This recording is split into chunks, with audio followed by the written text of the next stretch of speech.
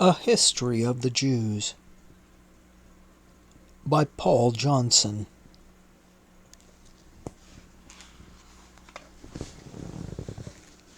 Part 2.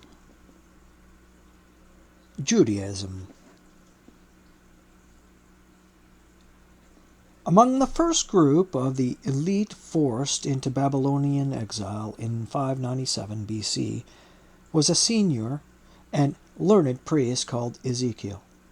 His wife had died during the last siege of the city, and he lived and died in lonely exile on the Chebar Canal near Babylon. Sitting on its banks, in bitterness and despair, he experienced a divine vision. A whirlwind came out of the north, a great cloud, and a fire enfolding itself, and a brightness was about it. And out of the midst thereof, as the color of amber, out of the midst of the fire. This was the first of a series of intense visual experiences, unique in the Bible for the violent colors and dazzling light which Ezekiel saw and set down, ransacking his vocabulary for words with which to describe them. The colors of topaz, sapphires, rubies. The light is flashing and radiant. It sparkles and glitters and blinds and burns in its fiery heat. His long book is confused and confusing, with dreamlike sequences and terrifying images, threats, curses, and violence. He is one of the greatest writers in the Bible, and one of the most popular in his own time and since. But he surrounds himself in mysteries and enigmas almost against his will. Why, he asks, do I always have to talk in riddles? Yet in essence, this weird and passionate man had a firm and powerful message to deliver. The only salvation was through religious purity. States and empires and thrones did not matter in the long run. They would perish through God's power. What mattered was the creature God had created in his image, man. Ezekiel describes how God took him to a valley which was full of bones and asked him, "Son of man, can these bones live?" Then before his terrified gaze, the bones began to rattle and shake and come together. God puts on them sinews, flesh, and skin, and finally he breathes into them, and they lived, and stood upon their feet, an exceeding great army. The Christians were later to interpret this fearsome scene as the image of the resurrection of the dead, but to Ezekiel and his audience it was a sign of the resurrection of Israel, though of an Israel closer to and more dependent on God than ever before. Each man and woman created by God, each individually responsible to him, each commitment from birth to the lifelong obedience of his laws. If Jeremiah was the first Jew, it was Ezekiel and his visions which gave the dynamic impulse to the formulation of Judaism. Jeremiah, the first Jew? What? Sorry, that's just a personal question. Anyway, carrying on. The exile necessarily meant a break with the tribal past. Indeed, 10 of the tribes had already disappeared. Ezekiel insisted, like Hosea, Isaiah, and Jeremiah, that the calamities which befell the Jews were the direct and inescapable result of sinful breach of the law. But whereas earlier histories and prophecies had dwelt on the sense of collective guilt and attributed to kings and leaders the wickedness which had brought down divine wrath on all, the exiled Jews now had no one to blame but their individual selves.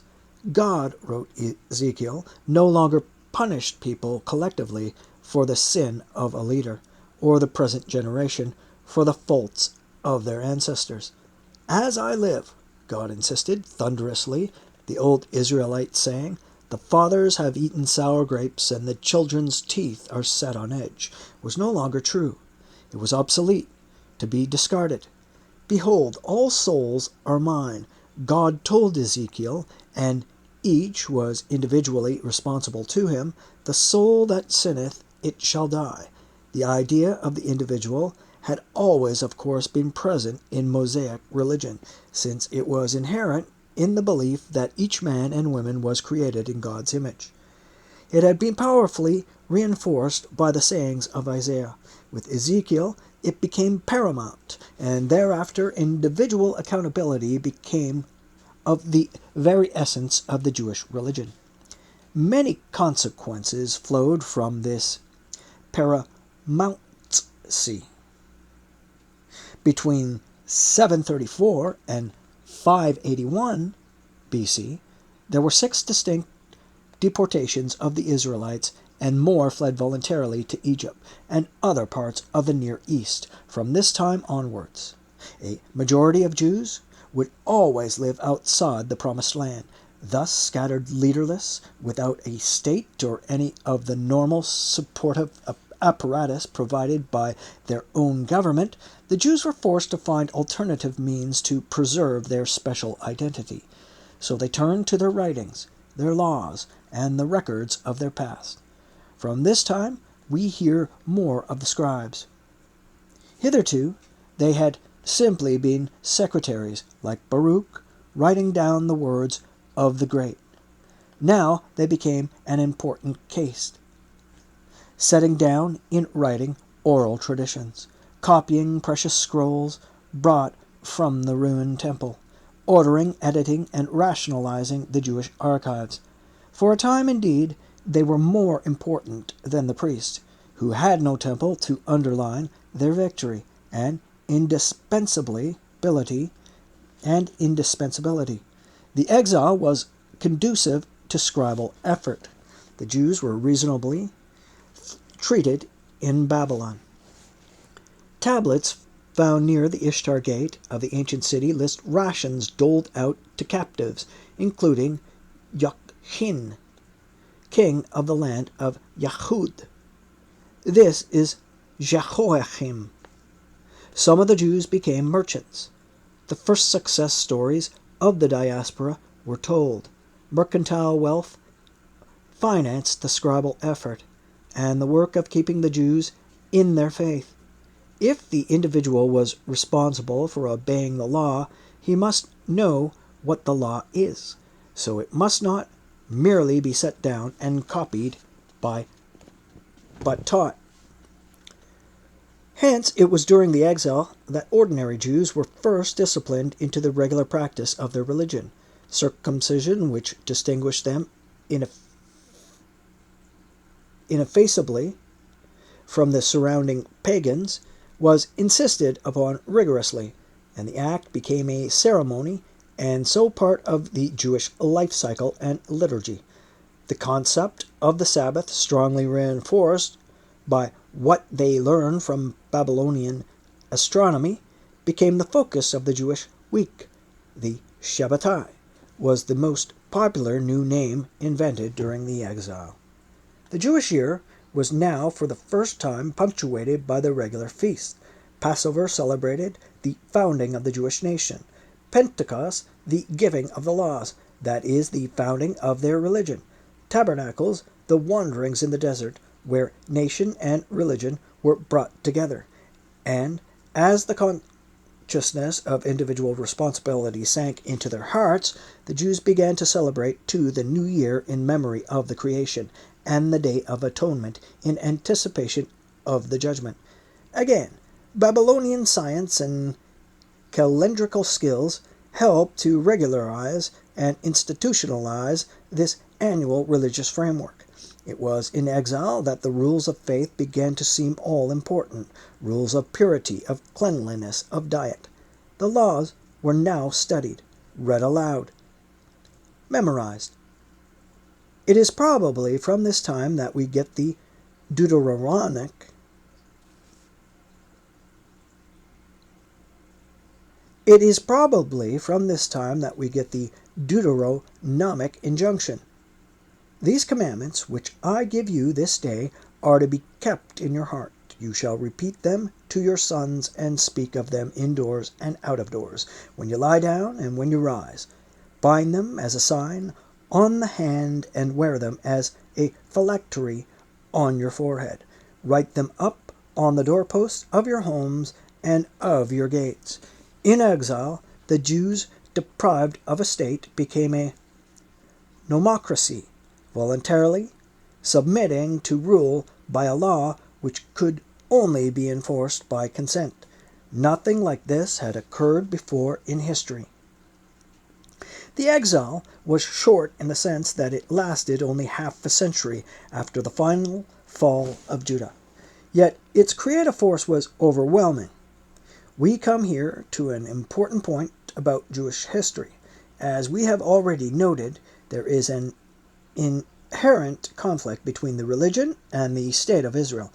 In religious terms, there have been four great formative periods in Jewish history: under Abraham, under Moses, during and shortly after the exile, and after the destruction of the Second Temple. The first two produced the religion of Yahweh. The second two developed and refined it into Judaism itself. But in none of these periods did the Jews possess an independent state, though it is true that during the Mosaic period they were not actually ruled by anyone else.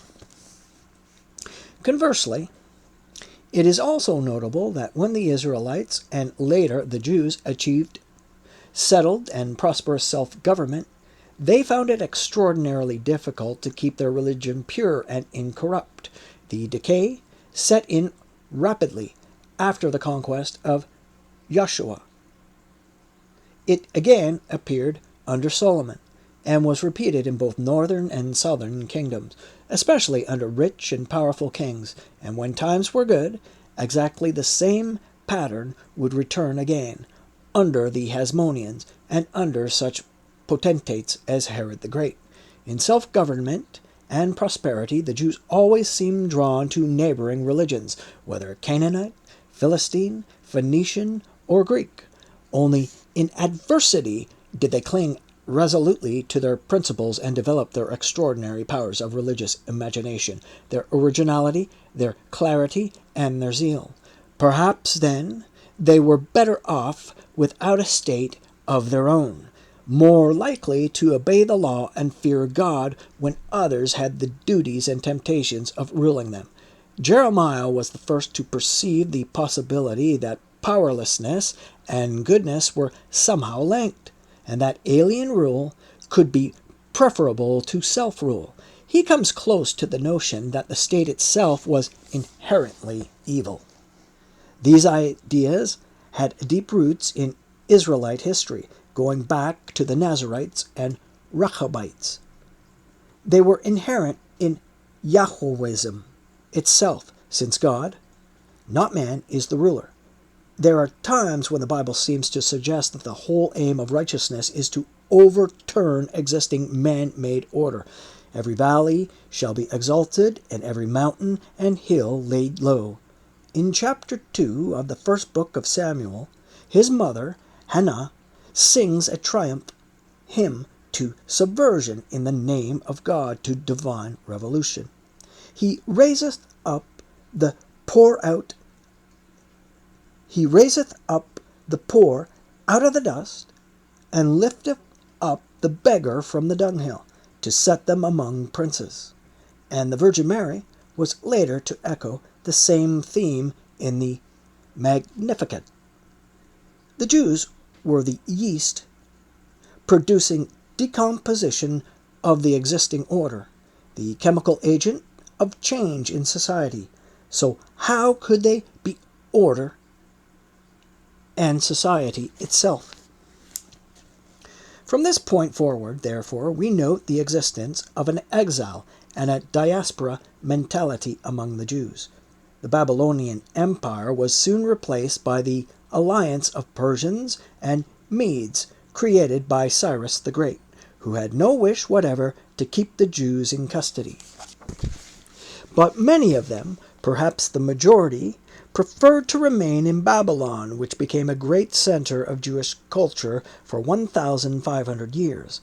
Other Jewish communities settled in Egypt, not just across the border, as Jeremiah did, but as far down the Nile as the island of Elephantine, near the first cataract. There, among other documents, a papyrus letter has survived in which the Jewish community requests permission to rebuild their temple. Even among those who did return to Judah, there was an exile-minded element who took Jeremiah's view that there was a positive virtue in the exile until the day of perfect purity dawned. They lived on the desert fringe and saw themselves as internal exiles in what they called the land of Damascus, a symbol of deportation, where Yahweh and his sanctuary, they waited for God's good time when a star and a holy leader would take them back to Jerusalem. These exilics were descendants of the Rechabites and persecutors of the Qumran sect. Indeed, it may be that the Persian king, Cyrus the Great, was himself the instigator of the return. The faith of the Persian ruling class was ethical and universalistic, unlike the intolerant, narrow nationalism of the earlier imperial powers. Cyrus himself was a Zoroastrian, believing in one eternal, beneficent being, creator of all things through the Holy Spirit. Under Cyrus, the Persians developed a radically different imperial religious policy to the Assyrians and Babylonians. They were happy to respect the religious beliefs of subject peoples, provided these were compatible with the acceptance of their own authority. Indeed, Cyrus seems to have regarded it as a religious duty to reverse the wicked deportations and temple destructions of his predecessors. In the Cyrus cylinder, discovered in the palace ruins of Babylon in the 19th century, and now in the British Museum, he stated his policy. I am Cyrus, the king of the world. Marduk, the great god, rejoices at my pious acts. I gathered all their people and led them back to their abodes, and the gods. At the order of Marduk, the great lord, I had them installed in joy in their sanctuaries. May all the gods whom I have led back to their cities pray daily for the length of my days. According to Deutero-Isaiah, edited about this time, it was the Lord who commanded this restoration by Cyrus, whom it calls the Lord's anointed. In the book of Ezra, the scribe, recounting the return, Cyrus says to the Babylonian Jews, "The Lord, the God of heaven, has given me all the kingdoms of the earth, and he has charged me to build him a house at Jerusalem, which is in Judah. Whoever is among you of all his people, may his God be with him, and let him go up to Jerusalem and rebuild the house of the Lord, the God of Israel." Despite Cyrus's support and command, the first return in 538 under Shenazar, son of the former king Jehoiakim, was a failure for the poor Jews who had been left behind. The Amharites resisted it, and in conjunction with Samaritans, Edomites, and Arabs, prevented the settlers building walls. A second effort, with the full backing of Cyrus's son Darius, was made in 520 BC, under the official leader Zerubbabel, whose authority as a descendant of David was reinforced by his appointment as Persian governor of Judah. The Bible records that 42,360 exiles returned with him, including a large number of priests and scribes. This was the entry on the Jerusalem scene of the new Jewish orthodoxy, revolving round a single centralized temple and its lawful worship. Work on the temple began immediately. It was built in a more humble style than Solomon's, as Haggai 2:2 makes it clear. though cedars from Lebanon were again used. The Samaritans and other Jews regarded as heretical were not allowed to take part in the work. You have nothing to do with us, they were told. Perhaps because of the exclusiveness of the returning exiles, their colony did not flourish. In 458 BC, it was reinforced by a third wave, led by Ezra, a priest and scribe of great learning and authority, who tried and failed to sort out the legal problems caused by heterodoxy, intermarriage, and disputed ownership of land. Finally, in 445 BC, Ezra was joined by a powerful contingent headed by a leading Jew and prominent Persian official named Nehemiah, who was given the governorship of Judah and the authority to build it into an independent political unit within the empire. This fourth wave at last succeeded in stabilizing the settlement, chiefly because Nehemiah, a man of action, as well as a diplomat and statesman, rebuilt with commendable speed the walls of Jerusalem, and so created a secure enclave from which the work of resettlement could be directed. He described how he did it in his memoirs, a brilliant example of Jewish historical writing. We are told of the first survey of the ruined walls in secret by night, the honors list of those who took part, and what they built, the desperate attempts of Arabs, Ammonites, and others to prevent the work, its continuation under armed guard. For the builders, everyone had his sword girded by his side, and so builded. And the return into the city night, none of us put off our clothes, saving that everybody put them off for washing, and the triumphant finish. Nehemiah says the business was done in 52 days. The rebuilt city was smaller than Solomon's. It was poor, and to begin with, it was sparsely populated. The city is wide and large, wrote Nehemiah, but the people within it were few, and no houses had been built. But families, chosen by lot, were brought in from all over Judah. Nehemiah's energy and resourcefulness were to be an inspiration when Palestine was again resettled by Jewish activists in the 20th century. But with the completion of his work, a sudden calm and complete silence descends. The years 400 to 200 BC are the lost centuries of Jewish history. There were no great events or calamities they chose to record. Perhaps they were happy. The Jews certainly seem to have liked the Persians the best of all their rulers. They never revolted against them. On the contrary, Jewish mercenaries helped the Persians to put down Egyptian rebellion. The Jews were free to practice their religion at home in Judah or anywhere else in the Persian Empire, and Jewish settlements were soon to be found over a vast area. An echo of this diaspora is the Book of Tobit, set in Media in about the 5th century BC. Another is the collection of 650 cuneiform business documents written between 455 and 403 BC in the city of Nippur, near where Ezekiel lived. 8% of the names in these texts are Jewish.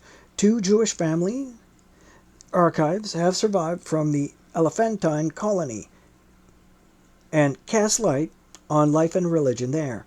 Most of the Jews in the diaspora we hear about seem to have done well and practiced their religion faithfully. Moreover, it was the religion of the new orthodoxy, Judaism. The 200 lost years, indeed, though silent, were not unproductive. They saw the emergence of the Old Testament more or less as we know it. This was made necessary by the nature of the new Judaic version of the Israelite faith, which Nehemiah and Ezra established in rebuilt Jerusalem. Chapter 8 of the book of Nehemiah describes how all the citizens assembled near the Watergate to hear a series of readings from the book of the law of Moses.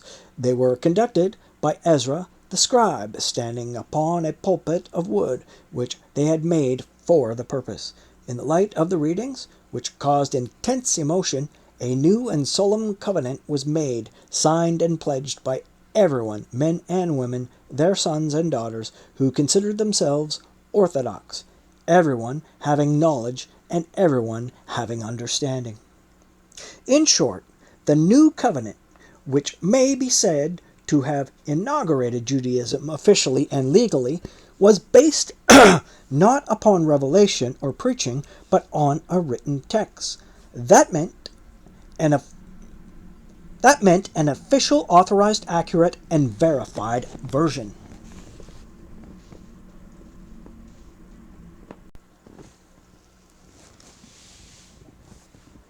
Chapter 8 of the book of Nehemiah describes how all the citizens assembled near the Watergate to hear a series of readings from the book of the law of Moses. They were conducted by Ezra, the scribe, standing upon a pulpit of wood which they had made for the purpose.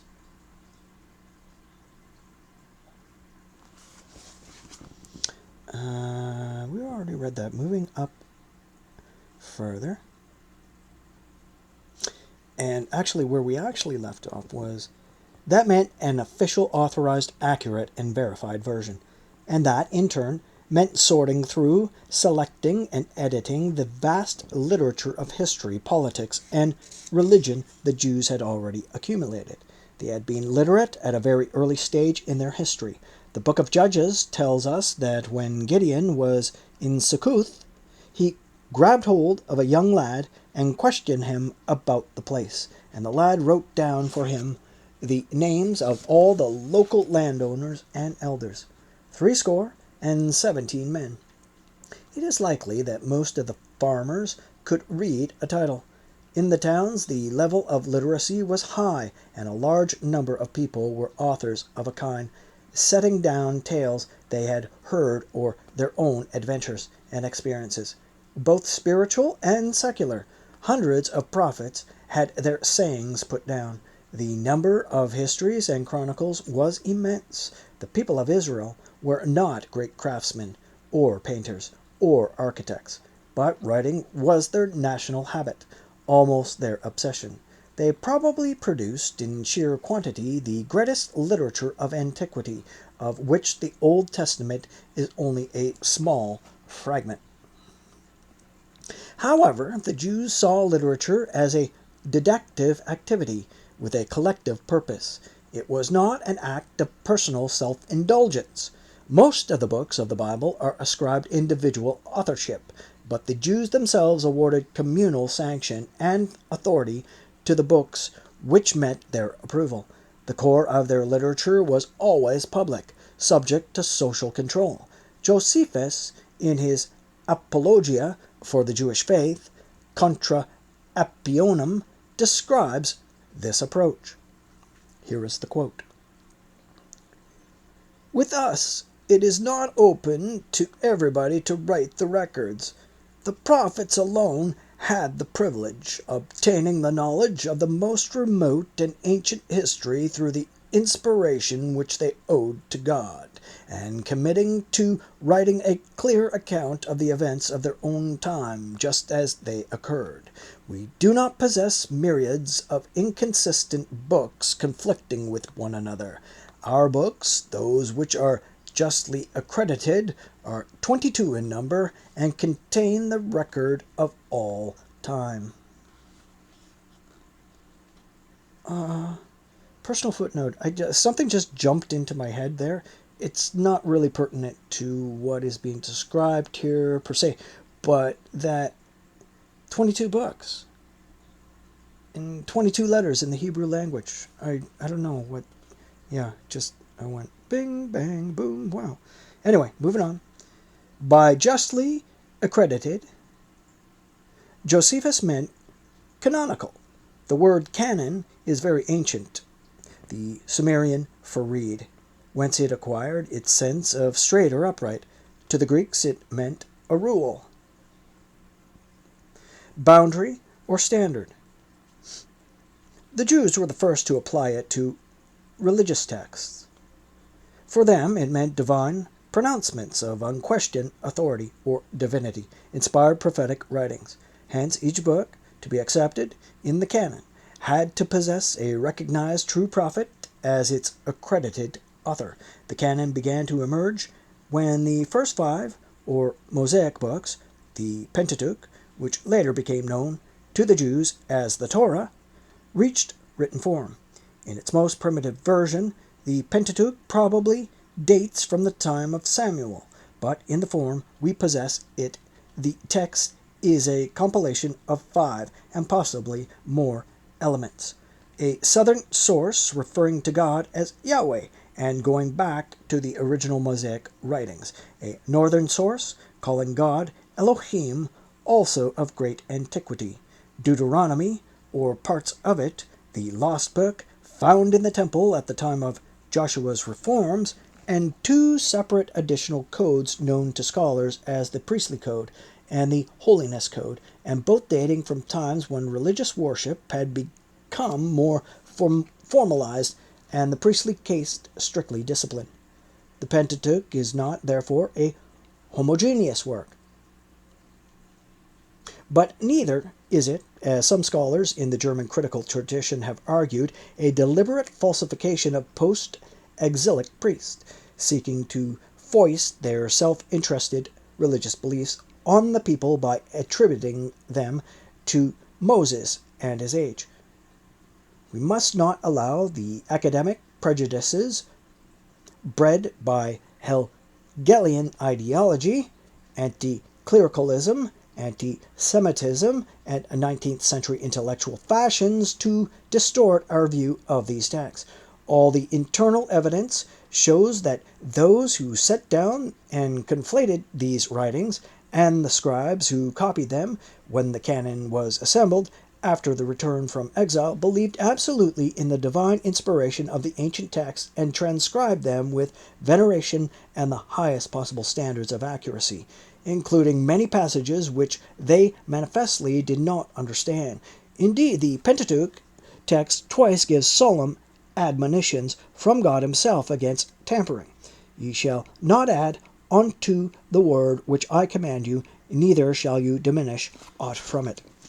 All the evidence suggests that copyists or scribes, the word in Hebrew is sofer, were highly professional and took their duties with great seriousness.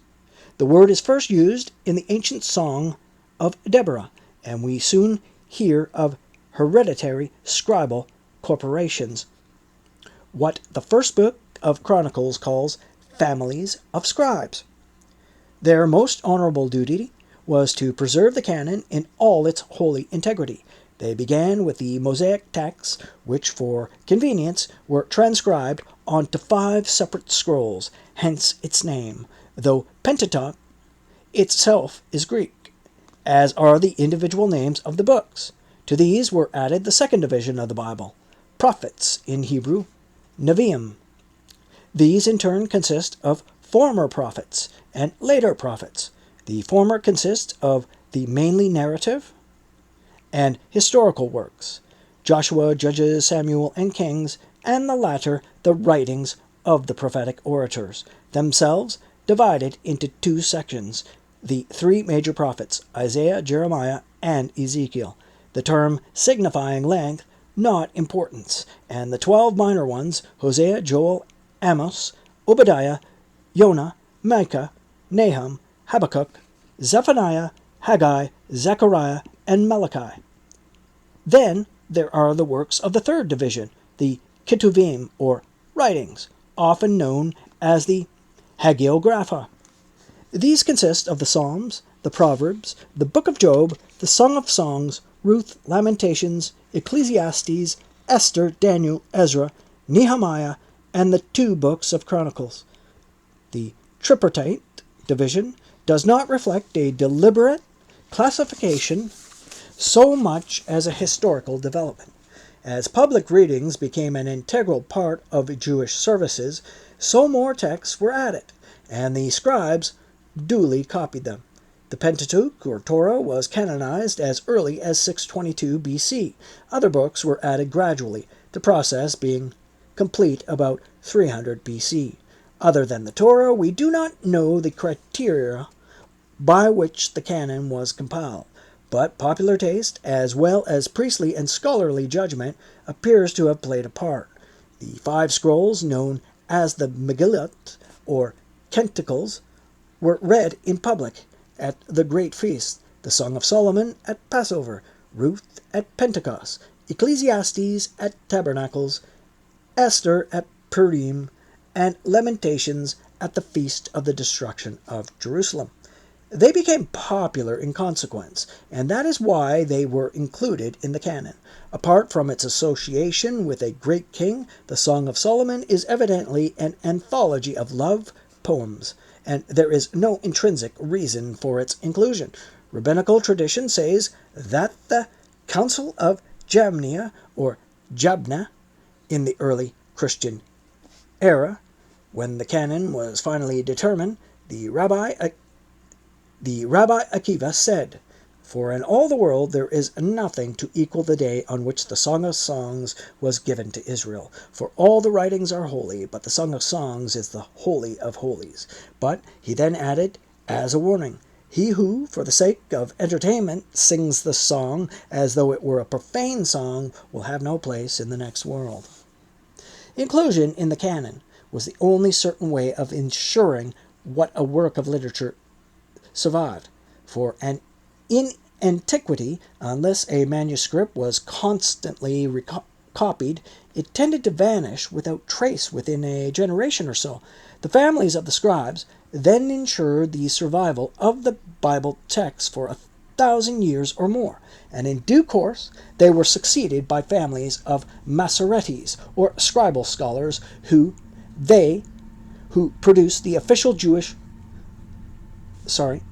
scholars who specialized in the writing, spelling, and accenting of Bible texts.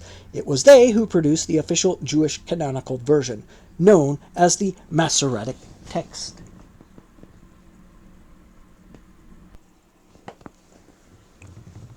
There is, however, more than one canon, and therefore more than one ancient text. The Samaritans, having been cut off from Judah in the middle of the first millennium BC, preserved only the 5 Mosaic books, since they were not allowed to take part in the canonization of later writings, and therefore did not recognize them. Then there is the Septuagint, the Greek version of the Old Testament, which was compiled by members of the Jewish diaspora at Alexandria during the Hellenistic period. This included all the books of the Hebrew Bible, but grouped them differently, and it also included books of the Apocrypha and pseudepigraphs, such as First Esdras, the so-called Wisdom of Solomon, the Wisdom of Ben Sirah, or Ecclesiasticus, Judith, Tobit, Baruch, and the books of the Maccabees, all of them rejected by the Jews of Jerusalem as impure or dangerous. In addition, we now have the scrolls preserved and copied by the Qumran sect and found in caves near the Dead Sea. Personal footnote: it's important to note that the gathering of the rabbis at that particular point in time, when the Torah was translated into the Greek under the Greek authorities, who were under the Greek Empire, I should say, during that time, the actual miraculous translation that took place only involved the first 5 books of Moses. And later in Alexandria, losing their language, losing a lot of things, assimilating like no tomorrow. Like there was at that point, the translation of the books of the prophets, etc., the other books of the Hebrew Bible were translated at that point. Later, not during the 5-book translation, but later, during the Hellenistic period. That's true, but not at the same time. And these were simple translations from whatever language to the Greek. And in fact, there was a procedure that would take place at a certain point during the Hellenistic period where if boats would sail in that happened to carry any manuscripts or books with them aboard, those books were seized and copied, and the seafarers were not pretty much not allowed to leave with their original books until they had been copied. These kind of things were going on. So I don't know how you want to look at that, like with the calling every time saying that, like later on the word Septuagint was simply attached to every book in the Hebrew Bible that happened to be translated to the Greek. I don't think that's accurate, but later, right, later and centuries later and so on, during the development of the church, they began to use that word to describe, like there was this great Greek canon that existed during Jesus' time, and that's what they tried to use in explanations of scriptural criticisms later on in the church too. That Jesus and his disciples were reading from the Septuagint, and just ridiculous ideas, and they would come up with these ideas at certain times when I don't know. You would notice in the Gospels, one of the most disturbing examples is when Jesus is quoting Isaiah in the synagogue in Nazareth, and he's quoting Isaiah, but it simply says he's quoting the prophet. The reason we know he's quoting Isaiah is if you compare the opening of the quote with Isaiah 61, you will see that's what he's quoting. However, as you read along, you find that towards the end of his quote, he has completely different verses and completely different words attached to the tail end of that Isaiah 61 quote.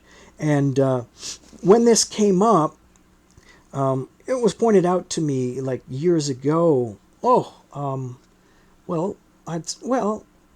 Back, I'd say it was around 2009, and I came across the the teachings and explorations of Rabbi Tovia Singer, who was basically the go-to guy in exposing scripture out of context when it came to the relationship between the Old Testament and the New Testament, that sort of thing.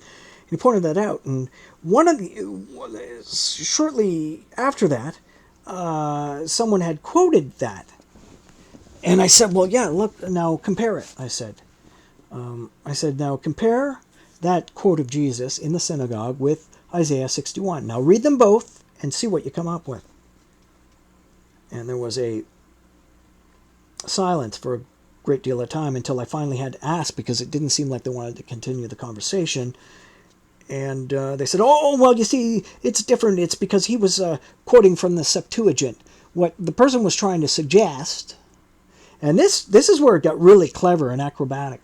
The truth is, if you compare those two scriptures, the truth is there is the ending pin-on, if you will, that the Gospels attached to the quote of Isaiah 61.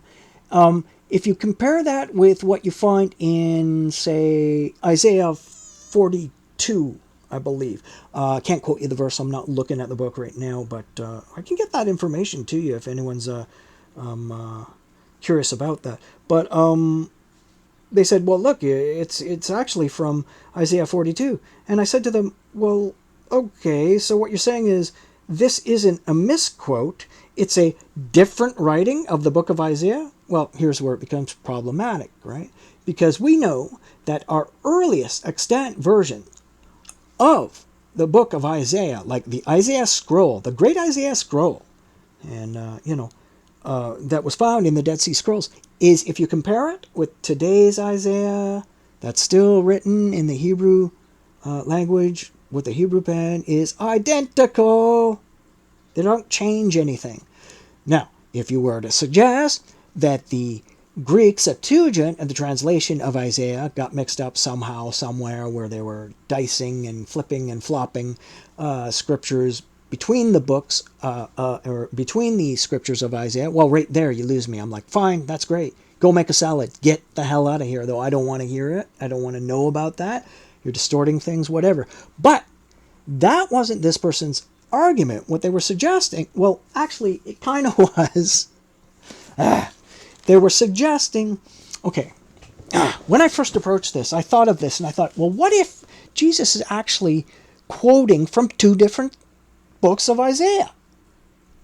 You see, that's the first suggestion. Not this particular person's suggestion, but that's the first thing that you might consider, right? If you wanted to argue the point, right? You'd say, well, he quoted a little from Isaiah 61, and during his Aliyah, he decided to quote a little bit from Isaiah 42 and slap them together. And so now we have the quote in the Gospels. Come on. Come on. Could you think, now just think about that. There he is. He's got the, let's say, the Isaiah scroll, right? With the, two handles in his hands. And if you've ever seen them, like you twist the handles as you're unrolling the scrolls back and forth, page to page sort of thing. Now, could you imagine him having to start at 61 and then to follow up with the later verse in 42? What he'd have to do? How fast he'd have to twist those rolls? Be like the $6 Million Man. I don't know if you remember that. Or let's call it. You'd have to be like the Flash, right? Back, read the line. It's ridiculous. It's preposterous. So anyway, what this person was suggesting was that he was reading from the Greek Septuagint, and that this particular reading of Isaiah or scroll was written that way. Whereas we know the verse that he did read was a combination of 42 and 61 together. Like, go on. Get out of here. Go on, get out of here. Go on, I don't know. Forget it. No, not buying it. Goodbye. It's, sooner or later you got to confront the fact that there was I don't know. Well, after the destruction at Jerusalem in 70 AD, boom, presto, magic, the first gospel pops up in 70 AD. And it's written in Greek. Look, Jewish? Never mind that. Jesus and his disciples in the synagogue were not writing or reading in Greek. Not in Judea. No, I'm sorry. You can go up and down all around Asia Minor, up the coast, all around the empire, and find all these bogus, wannabe synagogues with their zodiac calendars and Roman mosaics all over them, and the kind of thing that Paul, the Apostle Paul, the kind of places that he was, the so-called churches he was writing to. It's nothing to do with I honestly believe that it has nothing to do with the original movements that took place under Jesus, followed up by Peter and James. They couldn't stand Paul and his nonsense. But after the destruction, these new ideas, Hellenistic feels in the Greek pen, the crooked quill, were creating all sorts of things. That was such an eclectic period, especially in Alexandria, where they were mixing and matching Egyptian deities and myths with Greek myths, and even some of the statues would be mixed in that they would display the animal heads of the Egyptian gods with Roman bodies and Roman uniforms. It was a mess. But as once you got into the 2nd, 3rd, 4th century AD, and even the Roman people were gravitating towards this idea of Christos as the, as being a Roman subject, citizen was becoming more and more difficult in this new thing as it was taking off, and the church was trying to consolidate with the various councils. By this time, so much of what we would call now fundamental was being established where it never was before. It's so obvious. Oh my goodness. I'm on a rant. Got to get back to this. Hold on a second. But anyway, the Septuagint thing really is something people deserve.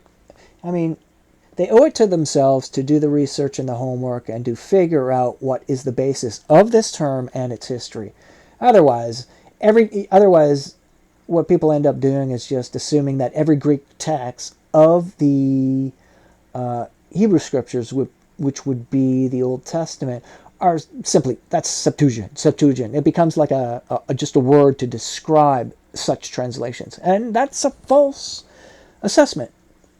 But if you're looking for the true scholarship, well, check it out.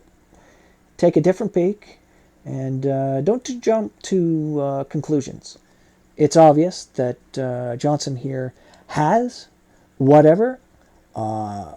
It's not a poke at his intelligence, but this point is not really driven home that often amongst Christian scholarship. I got to tell you that. That's just the truth. And I think it has more to do with not the fact that they're trying to cover this up, but the fact that it's really not to them that important. But it is important. It is important when you start to challenge some of the things that you're finding in the Gospels, and you're saying, "Hey, wait a minute! These scriptures don't line up." And why is the apostle Paul here, the apostate Paul here, misquoting Jeremiah or misquoting Deuteronomy or Hosea? Like, well, why is he misquoting these things? What's the what? And then someone uses the excuse, "Oh, well, he's probably reading from the Septuagint." What are you saying? The Septuagint is not an accurate translation of it's ridiculous. Look into it. It's worthwhile. There's not really much to go on there, but it's more of the concept to be embraced and perused, and it's pretty much there for you to make up your own mind about. Consider these things. Look at things and consider. Don't just blindly follow, even if it's academic scholarship. Don't just accept it because you have a beef with the church, or you have a beef with Judaism, or you have a beef with whatever religious affiliation you have. It's just like today's habit to blindly follow science that you know nothing about. Like, there's a multitude of a younger generation out here blindly accepting, "I'm following the science," but they don't even know the science. It's like okay, if you want to choose that over religion, that's fine, but don't choose it like people used to choose religion, blindly. Understand it, or shut the fuck up, because I don't want to hear it. Anyway, moving on. So, yeah, where did they leave off after mentioning of the Septuagint? Right, at the end of that paragraph, they write, as in the event that I missed that, or we missed that. In addition, we now have the scrolls preserved and copied by the Qumran sect and found in caves near the Dead Sea. And now the mention of the Dead Sea Scrolls. The Dead Sea Scrolls testify, on the whole, to the accuracy within which the Bible was copied through the ages, though many mistakes and variations occurred. Well, what does he mean by that? Right? It's so sneaky. He's not necessarily coming out and saying that the Dead Sea Scrolls are full of mistakes. He just says, which the Bible was copied through the ages, though many mistakes and variations occurred. Occurred where? Specifically in the Dead Sea Scrolls? Say that, or don't say that. Don't, you know what I mean? They have to be mistakes, right? Because they don't line up with the current English translations of the Bible, either the King James version or the whatever the New International Standard, Revised, whatever, or the New International Version, whatever. They don't line up with these scriptures, so they must be mistakes. Anyway, very subtle, like a snake, like the Greek pen itself during the first century. You know what I mean? It's like sincere people who want to lie to themselves with a clear conscience. It's weird. Anyway, the Samaritans claimed that their text went back to Abishua, great-grandson of Aaron, and it is clearly very old and remarkably uncorrupt as a rule, though in places it reflects Samaritan as opposed to Jewish traditions. It differs from the Masoretic text of the Pentateuch in about 6,000 instances, and on these it agrees with the Septuagint version in about 1,900. There are also variations in the Masoretic text. Of the earliest surviving texts, the Karaite synagogue in Cairo has a codex, a bound book of the prophets, which was copied in 895 AD by Ben Asher, head of one of the most famous Masoretic families. The complete Asher text, on which the family worked for 5 generations, was copied in about 1010 by a Masorite called Samuel ben Jacob, and this is now in Leningrad. Another famous Masoretic text by the Ben Naphtali family survives in a copy dated 1105, known as the Reuchlin Codex, and now in Karlsruhe. The earliest surviving Christian version is the 4th century AD Codex Vaticanus in the Vatican. The incomplete 4th century Codex Sinaiticus,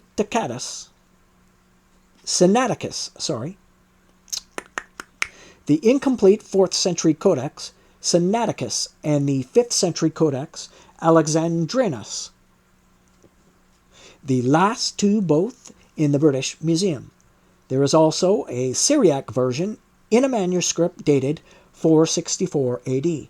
The oldest biblical manuscripts of all, however, are those found among the Dead Sea Scrolls in 1947-48, which include Hebrew fragments of all the 24 books of the canon, except Esther, and the entire text of Isaiah, plus some fragments of the Septuagint.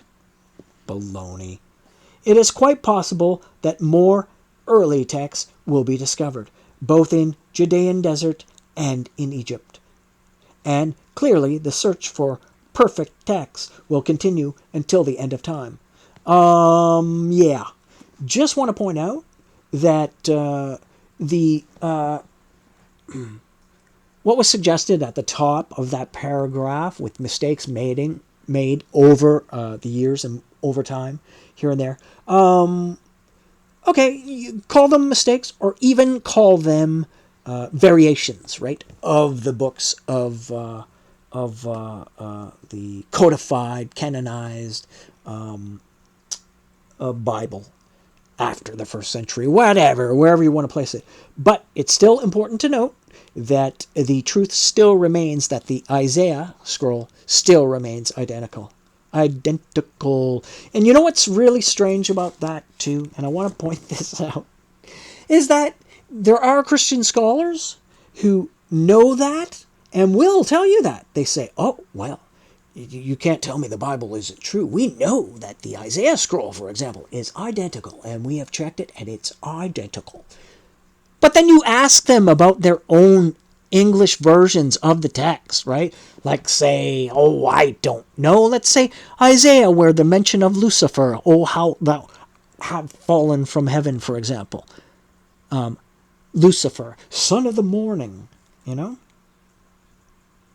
The truth is, the translation is morning star, which they decided to change because the book of Revelation also mentions the morning star as being Jesus, right? So you can't have the morning star representing both the devil and Jesus, so they changed it, okay? But not only that, the name Lucifer itself doesn't appear in the English lexicon until the medieval period, and in fact, there isn't another name in the original Hebrew text that describes that name even. But see what I mean? It's like collective, what do you call it? It's selective, sorry, not collective, selective memory.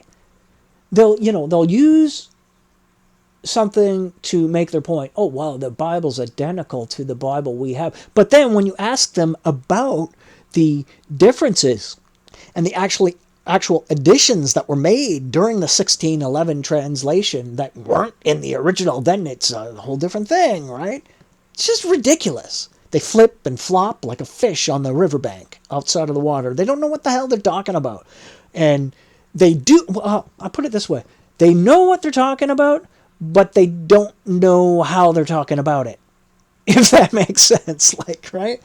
They do, it's like figure eight reasoning, where they go around and around and around, and they'll go from one end of that figure eight to the other, and on both ends of the loops, they're in total contradiction of what they said on the other side of the loop. And if you keep them in the conversation long enough, that happens. They'll go back to their original statement, and then you argue the point, you debunk the point, which pushes them to reach for a different point, and you get to the end of that point, and they reel in the first point that you debunked, and you go around like that. It's crazy. Like, it just out to lunch. Cognitive dissonance. Yeah.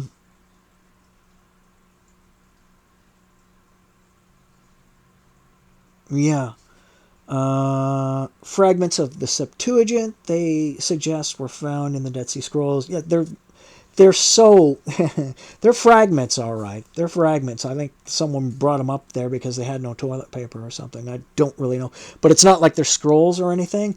And it's been suggested and suspected that after a certain point, some of these caves, people were, some of the, I don't know, people interested in the black market, people who would retrieve scrolls would just dump whatever they'd find in there. I mean, there are stories of people ripping the goddamn things up in fragments so they could pay off each of the excavators evenly. So here, you can bring them to the rich English patron and the French, whatever, right? And like just destroying a lot of the text just to, ripping it up like it was a piece of bread in the middle of a table during dinner or something, like just ridiculous. But yeah, those New Testament fragments are so teeny tiny, almost non-existent. And there's no way, like a highly Orthodox Qumran community concerned with the defilement of the temple was going to be, interested in translations in the first place, especially Greeks. Like, give me a break. I mean, these divisions were based on Seleucid conflicts with the Hasmoneans. I mean, this was all about Greek and Jew fighting in the Holy Land for, based on how things were to be, how the people would conduct themselves in the Holy Land within the temple, and who would be worshipped there, etc., etc., etc. What was okay, idols, no idols, all of it. What kind of food would be, like, all of it. There's a battle between them and Greeks. But, oh no, we have this Greek pen come in here, and no, don't worry about it. It's a new language. It's just a lot of things I think that are dumped on the Christian mindset from the time we're kids and onwards as we're growing up is just pure poop. It's stuff that is attached to the development of the church in later centuries, far from the fact and far from the original movements. I mean, it began to distort. It is my opinion that the original movement itself and those hijacking it and trying to represent it began the distortions pretty much from the get-go. Pretty much from the get-go. Even more so after 70 AD. Then they just went to town with it. Because it was no longer attached to Mosaic law. They just eradicated that. It was more like, I would call it, the Jews that were involved with it later were more, I think, more like, see, ever heard it before? Well, Jesus was a Jew, and all his disciples were Jews, and, yeah, I get that. But was Paul and all his baloney that followed after? They were more of a Herodian point of view. And we know about the Herodians. The Herodians, like Herod, even though married into the Hasmonean, a lot of those people were treated differently because they did not adhere to the laws of Moses and all of that. And sometimes they weren't even allowed to enter into the temple. You know what I mean? So there must have been a huge resentment there. And when the temple went up in flames and was crushed and Rome moved in and all that, and then, things had to be settled, I can imagine a huge resentment from Alexandria, from these other kind of Jews that weren't really devout to the law or really representing a priesthood, but were more like lofty, high-minded, historical, scholastic types, dabbling in this and dabbling in that, and picture like a Harold Bloom. He's no longer with us. A Harold Bloom who was an expert in literature, but unfortunately it wasn't his literature. It wasn't Jewish literature. It was the literature of the Western world around him. You know what I mean? Like, they chose that path, but at the same time they wanted to discredit a lifestyle or culture that had just been crushed, if you get my meaning. So new things started to develop out of that had nothing to do with the original movements or Jews, period. It's baloney, folks. It's baloney. But you're going to have Messianic Jews to this day arguing that, no, that's not the case, and they always assume that you simply don't understand what the Gospels are about, or the plan of salvation, and this and that, and how it works, and how it relates to prophecy, and you can know those things, but they will not relent until you go through it with them. And even though you can push their nose in it like a puppy on a fucking shitty newspaper, right? When you're trying to toilet train them or whatever, or train them to poop outside. I mean, you can push their nose right in the poop, and their eyes are blind over. It's weird.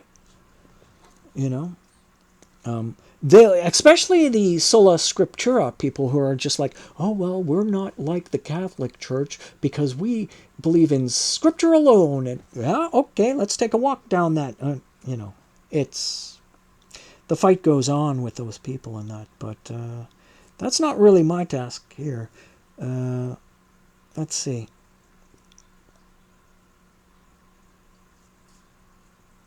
The attention which the Bible has received in the search for the true text in exegesis, hermeneutics,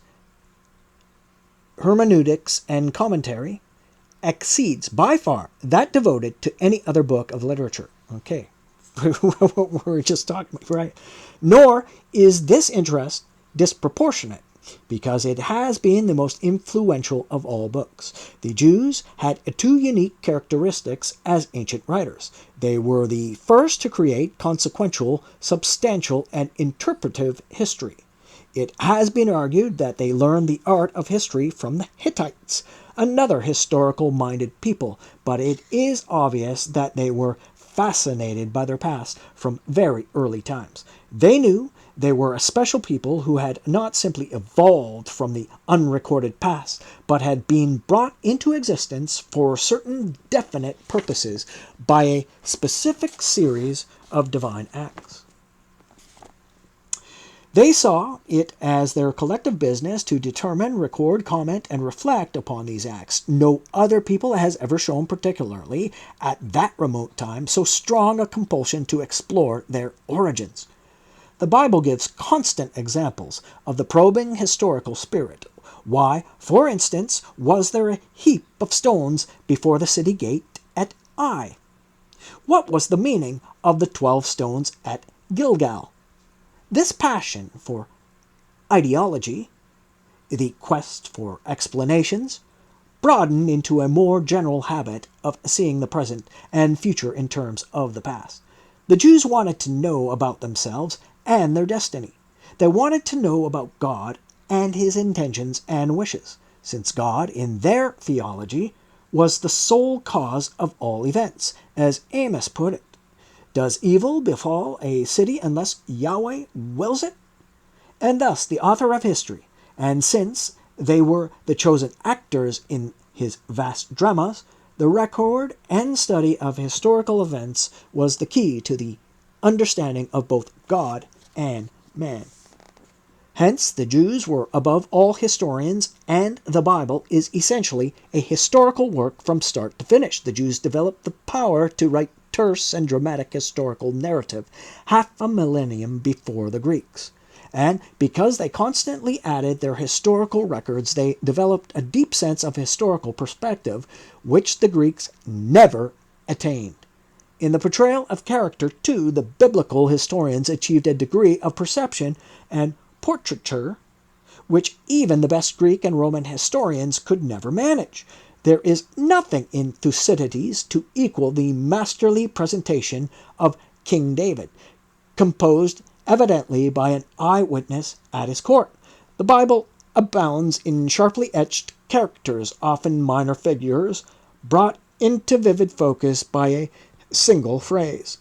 But the stress on the actors never obscures the steady progression of the great human divine drama. The Jews, like all good historians, kept a balance between biography and narrative. Most of the books of the Bible have a historical framework, all related to the wider framework, which might be entitled A History of God in its Relations to Man. But even those which do not have a clear historical intention, even the poetry, such as the Psalms, contain constant historical allusions, so that the march of destiny, proceeding inexorably from creation to the end of days, is always heard in the background. Ancient Jewish history is both intensely divine and intensely humanist. History was made by God, operating independently or through man. The Jews were not interested and did not believe in impersonal forces. They were less curious about the physics of creation than any other literate race of antiquity. They turned their back on nature and discounted its manifestations except in so far as they reflected the divine human drama. The notion of vast geographical or economic forces determining history was quite alien to them. There is much natural description in the Bible, some of astonishing beauty, but it is stage scenery for the historical play, a mere backdrop for the characters. The Bible is vibrant because it is entirely about living creatures, and since God, though living, cannot be described or even imagined, the attention is directed relentlessly on man and women. Hence, the second unique characteristic of ancient Jewish literature, the verbal presentation of the human personality in all its range and complexity. The Jews were the first race to find words to express the deepest human emotions, especially the feelings produced by bodily or mental suffering, anxiety, spiritual despair, and desolation, and the remedies for these evils produced by human ingenuity, hope, resolution, confidence in divine assistance, the consciousness of innocence or righteousness, penitence, sorrow, and humility. About 44 of the short poems, or psalms, included in the 150 in the canonical Book of Psalms fall into this category. Some are masterpieces which find echoes in hearts in all ages and places. Psalm 22, crying for help. Psalm 23, with its simple trust. 39, the epitome of unease. 51, pleading for mercy. 91, the great poem of assurance and comfort. 90, 103, 104, celebrating the power and majesty of the Creator and the balance between God and man. And 130, 137, and 139, plumbing the depths of human misery and bringing messages of hope. Jewish penetration of the human psyche found one expression in these passionate poems, but it was also reflected in vast quantities of popular philosophy, some of which made its way into the canon. Here the Jews were less singular, for proverbs and wise sayings were written down in the ancient Near East from the 3rd millennium on, especially in Mesopotamia and Egypt, and some of this wisdom literature achieved international status. And some of this wisdom literature achieved just said that. The Jews were certainly familiar with the famous Egyptian classic, The Wisdom of Amenhotep, since part of it was directly borrowed in the book of Proverbs. However, wisdom texts produced by the Jews are of an altogether higher standard than the precursors and models, being both more observant of human nature and more ethically consistent. Ecclesiastes, written by the Koheleth, or Covener, is a scintillating work quite without equal in the ancient world. Its cool, skeptical tone, verging at times towards cynicism and contrasting so strongly with the passionate eagerness of the Psalms, illustrates the extraordinary range of Jewish literature, with which the Greeks alone would compete. Yet, not even the Greeks produced a document. It is hard to know in what category to place it, so mysterious and harrowing as the book of Job. This great essay in theodicy, T-H-E, right, and the problem of evil has fascinated and baffled both scholars and ordinary people for more than 2 millennia. Carlyle called it one of the grandest things ever written with pen, and of all the books of the Bible, it has most influenced other writers. But no one knows what it is, where it comes from, or when it was written. There are over 100 words in it which occur nowhere else, and it obviously raised insuperable difficulties for the ancient translators and scribes. Some scholars think it comes from Edom, but we know very little about the Edomite tongue. Others have suggested Haran, near Damascus. There are slight parallels in Babylonian literature. As long ago as the 4th century A.D., the Christian scholar Theodore of Mopsuestia argued that it derived from Greek drama. It has also been presented as a translation from the Arabic. The variety of origins and influences produced testify in a paradoxical way to its universality. For Job, after all, is asking the fundamental question which has puzzled all men, and especially those of strong faith. Why does God do these terrible things to us? Job was a text for antiquity, and it is a text for modernity, a text especially for that chosen and battered people, the Jews, a text above all for the Holocaust.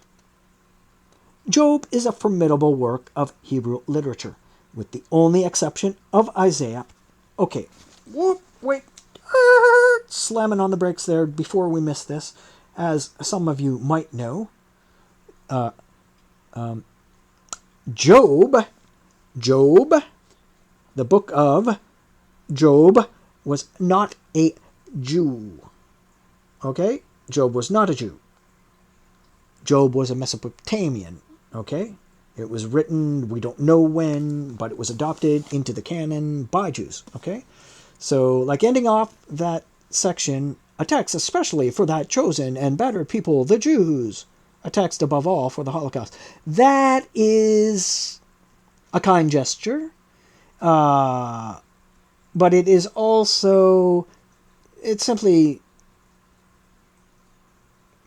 comes with a 20th century sentiment, okay? Okay. I'm not saying that the Jews aren't a persecuted people. Are you kidding me? But, you know, it's important to remember that other point, though. You know, Job wasn't a Jew. This wasn't a Jewish writing. It was translated later. Anyway, Job is a formidable work of Hebrew literature. See, that's the point that where you go, what? I mean, it is. I mean, the finished product, it is. Just as you could say, well, you know, I'm not comparing the two, but I'm saying like, okay, I don't believe the King James Bible, for example, is some sort of perfect translation, you know. It's not. It's so not. But it is an astonishing document, beautiful language, etc., etc. So in that vein, I could say Job is a formidable work of Hebrew literature. Fine. With the only exception of Isaiah, no work in the Bible is written at such a sustained level of powerful eloquence. That is befitting for its subject, the justice of God. As a work of moral theology, the book is a failure because the author, like everyone else, is baffled by the problem of theodicy. Again, theodicy, Theodicy. But in failing, he broadens the issue and poses certain questions about the universe and the way man ought to see it. Job is crammed with natural, historic, in poetic form. It presents a fascinating catalog of organic, cosmic, or meteorological phenomena. In chapter 28, for instance, there is an extraordinary description of mining in the ancient world. Through this image, a view is presented of the almost unlimited scientific and technological potential of the human race, and this is then contrasted with man's incorrigibly weak moral capacities. What the author of Job is saying is that there are two orders in creation, the physical and the moral order. To understand and master the physical order of the world is not enough. Man must come to accept and abide by the moral order, and to do this he must acquire the secret of wisdom, and this knowledge is something of an altogether different kind from, say, mining technology. Wisdom came to man, as Job dimly perceived, not by trying to penetrate God's reasoning and motives in inflicting pain, but only through obedience, the true foundation of the moral order. And he said to man, Behold, the fear of the Lord, that is wisdom, and to depart from evil is understanding. The point was made again by Ben Sira in chapter 24 of the poem about wisdom, the Ecclesiasticus, where he says that after the fall, God conceived a new plan and gave this secret of his a dwelling place in Israel. The Jews were to find wisdom through obedience to God and teach humanity to do likewise. They were to overthrow the existing physical worldly order and replace it by the moral order. Again, the point was echoed powerfully and paradoxically by the heretic Jew St. Paul in the dramatic opening of his first epistle to the Corinthians, when he quotes the Lord, I will destroy the wisdom of the wise, and will bring to nothing the understanding of the prudent. And he adds, because the foolishness of God is wiser than men, and the weakness of God is stronger than men. Therefore God hath chosen the foolish things of the world to confound the wise, and God hath chosen the weak things of the world to confound the things which are mighty. Within the obscurity and confusion of Job, therefore, we have yet another statement of the divine role of the Jews to overrun the existing order and the worldly way of seeing things. Job, then, was part of the Jewish philosophical mainstream, and that mainstream was now a powerful torrent. The transformation of Judaism into the first religion of the book took 2 centuries. Before 400 BC, there is no hint of a canon. By 200 BC, it was there. Of course, the canon was not yet complete and final, but it was beginning to solidify fast. This had several consequences. In the first place, editions were discouraged. Prophecy and prophets fell into disrepute. There is a reference in the first book of Maccabees to the day when prophets ceased to appear. Those who tried to prophesy were dismissed as false. When Simon Maccabeus was made leader, his term of office was declared to be indefinite until a true prophet shall appear. The book of Zechariah has a tirade against prophets.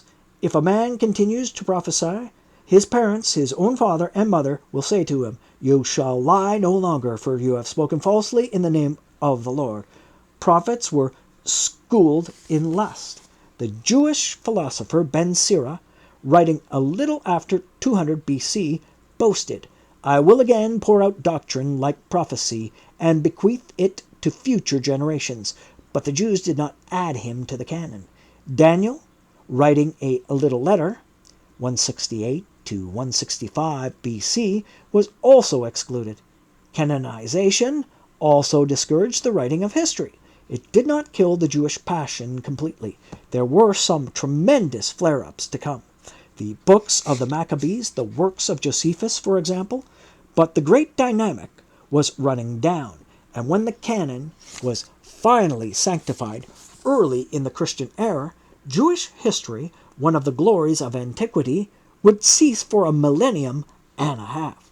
But if one effect of canonization was to curb the creativity of Jewish sacred literature, another was enormously to increase the knowledge and impact of the approved texts on the Jewish population. The books, having been authorized and copiously reproduced and distributed, were now systematically taught. The Jews began to be a schooled people, as indeed their divine role as priests to the nations demanded. A new and quite revolutionary institution in the history of religion appeared: the synagogue, prototype of the church, the chapel, and the mosque, where the Bible was systematically read and taught. Such places may have existed even before the exile. As a result of Josiah's reform, they certainly matured during the exile years, when the Jewish elite had no temple, and on the return, when all religious activity was rigorously centralized in the Jerusalem temple. The provincial temples and high places finally disappeared. Synagogues took over and taught the temple orthodoxy, which the canonical Bible encapsulated. This had another important consequence. With the sacred literature digested into a canon, and the canon systematically taught from a central focus, Judaism became far more homogeneous. And it was homogeneity with a pronounced puritanical and fundamentalist flavor. In the history of the Jews, the rigorous tend to win.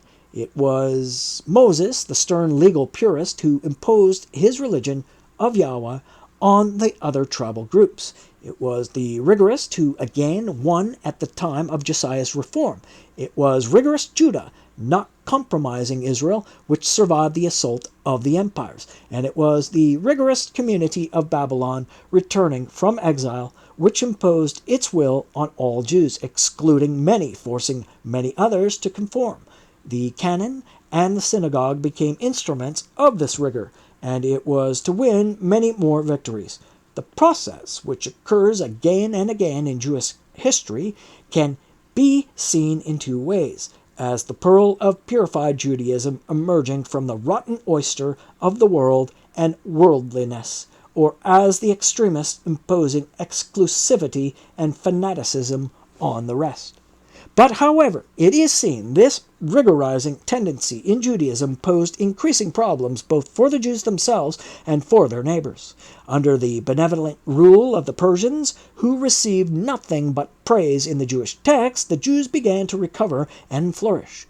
Ezra says that 42,360 Jews plus 7,337 male and female servants and 200 singing men and singing women returned from the exile.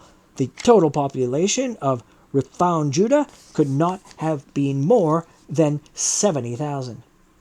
Yet by the 3rd century BC, the population of Jerusalem alone was 120,000.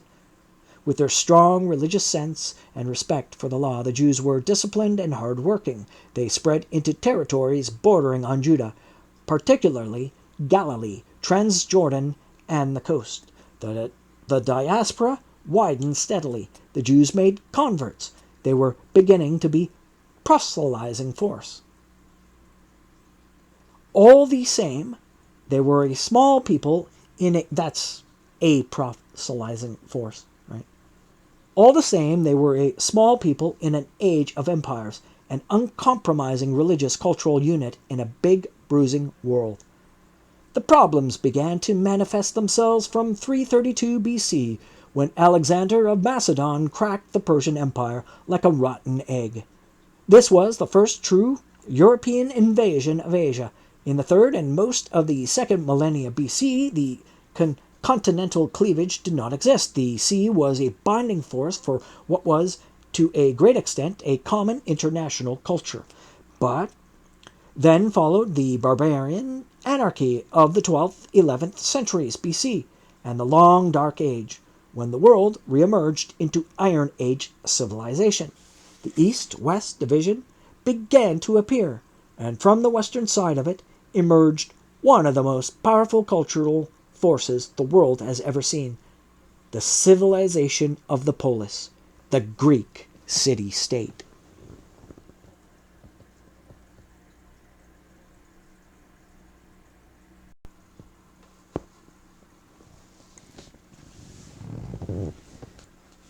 The Greeks bred a continuing surplus population. They created a ubiquitous maritime commerce. They planted colonies throughout the Mediterranean.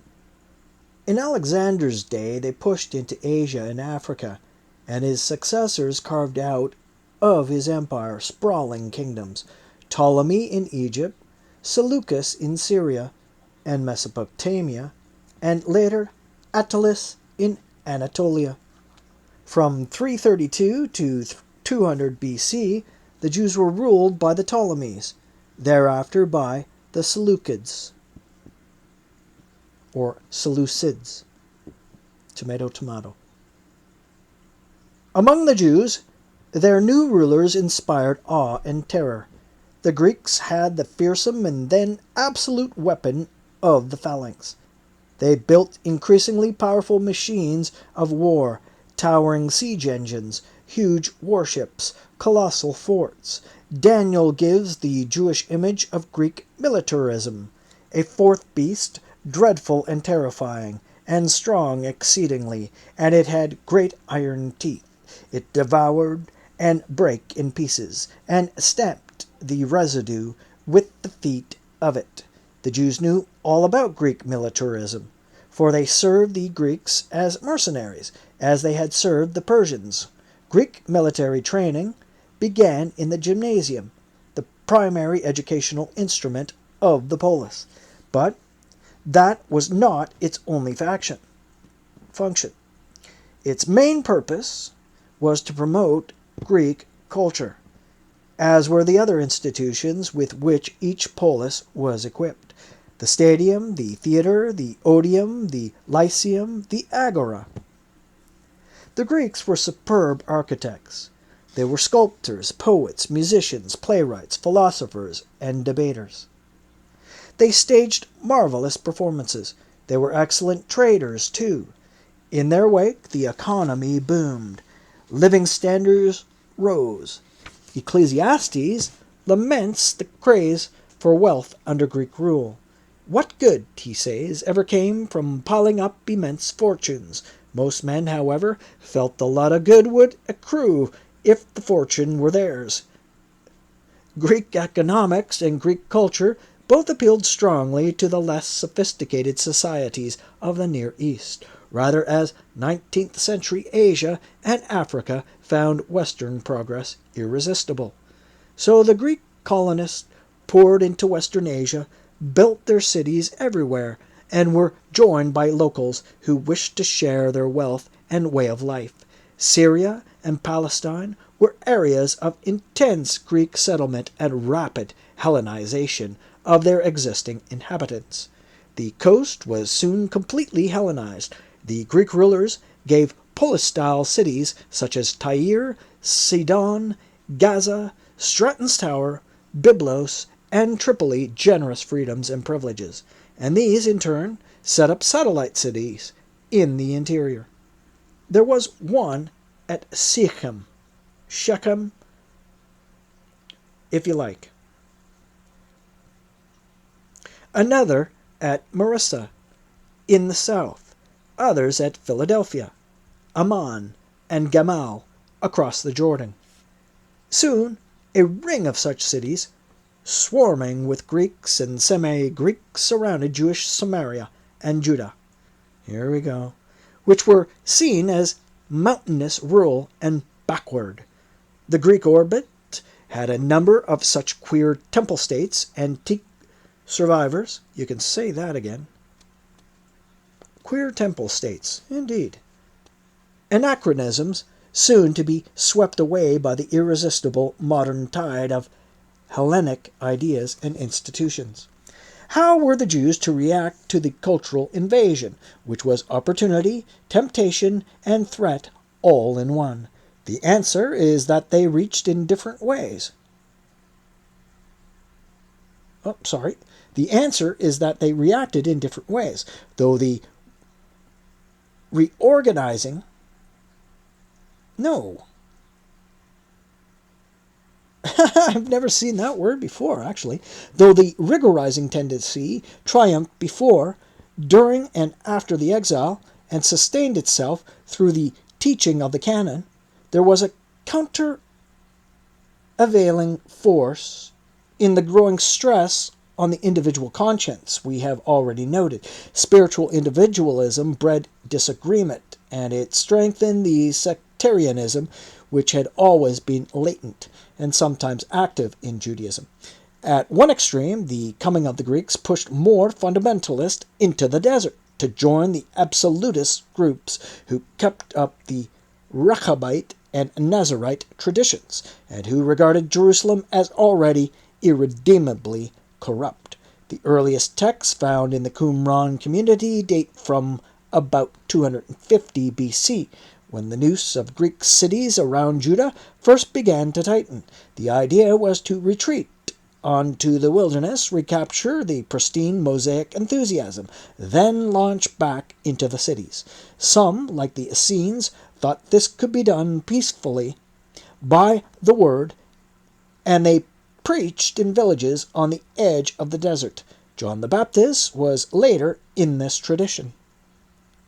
Others, like the Qumran community, put their trust in the sword, organized themselves for war using a symbolic 12-tribe structure, and were planning, when a sign brought their wilderness years to an end, to launch a Joshua-like invasion of the urban areas, rather like a guerrilla movement today. At the other extreme, there were many Jews, including pious ones, who hated isolationism and the fanatics it bred.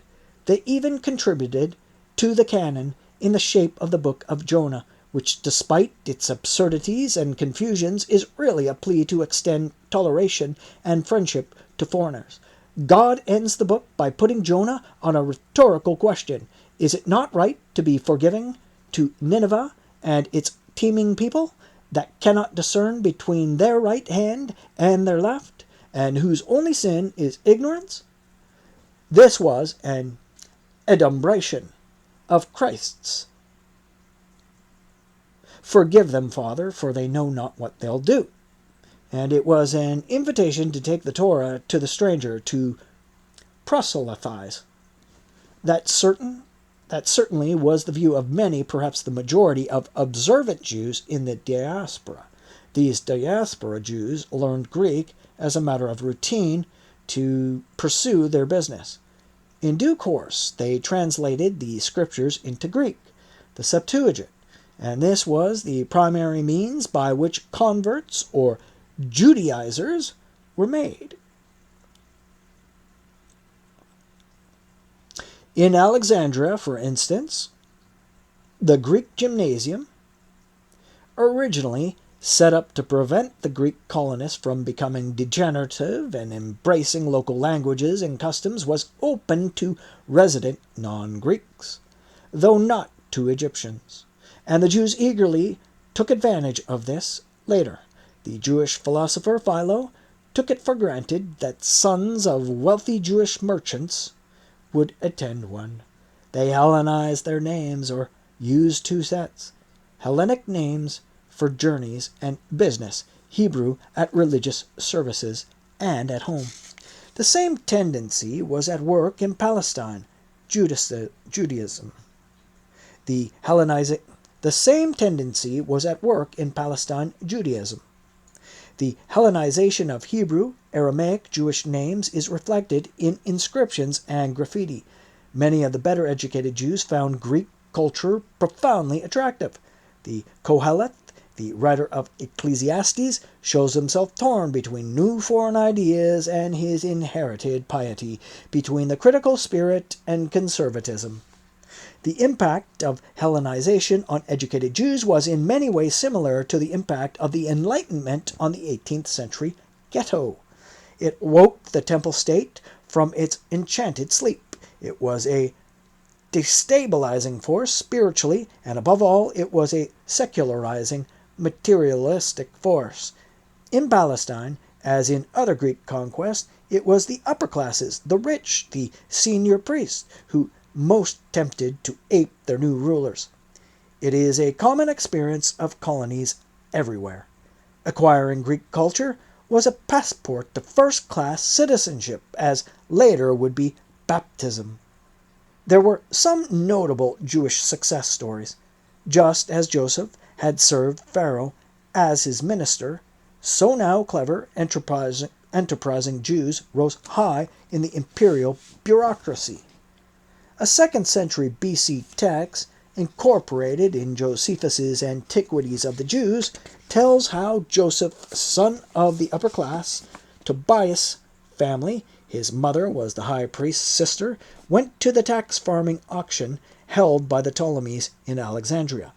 Now it happened that at this time all the principal men and rulers went up out of the cities of Syria and Phoenicia to bid for their taxes. For every year the king sold them to the men of the greatest power in every city.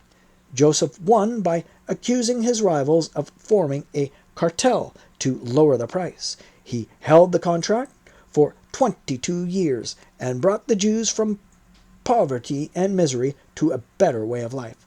Joseph went further than his namesake of Pharaoh's day. He developed into another archetype, the first Jewish banker. As such, he stood for the Hellenizing principle in 2nd century BC Judah. Between the isolationists on the one hand and the Hellenizers on the other was a broad group of pious Jews in the tradition of Josiah, Ezekiel, and Ezra. Many of them did not object to Greek rule in principle, any more than they had objected to the Persians, since they tended to accept Jeremiah's arguments that religion and piety flourished more when pagans had to conduct the corrupting business of government. They were quite willing to pay the conqueror's taxes, provided they were left to practice their religion in peace. Such a policy was later explicitly advocated by the Pharisees, who sprang from this tradition. Up to a point, pious Jews were willing to learn from the Greeks and absorbed a great many more Hellenic ideas than they were prepared to admit. There had always been a rationalizing element in Mosaic legalism and theology, and this was almost unconsciously reinforced by Greek rationalism. That is how the Pharisees created the oral law, which it was essentially rationalistic to apply to the archaic Mosaic law to the actual world of today.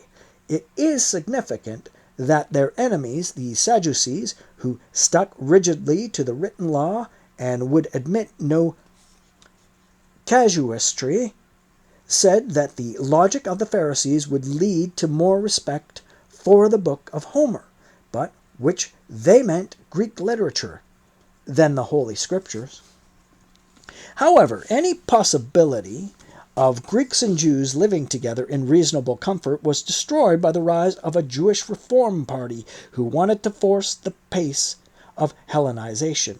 This reform movement about which we know little since its history was written by its triumphant fundamentalist enemies, was strongest among the ruling class of Judah, already half Hellenized themselves, who wanted to drag the little temple state into a modern age. Their motives were primarily secular and economic. But among the reformers, there were also religious intellectuals, whose aims were more elevated, in some respects akin to the Christians of the 1st century A.D. They wanted to improve Judaism, to push it further along the logical road it appeared to be traveling. Universalism is implicit in monotheism. Isaiah had made it explicit. In universal monotheism, the Jews had a new and tremendous idea to give to the world. Now the Greeks also had a big, general idea on offer: universalist culture. Alexander had created his empire as an ideal.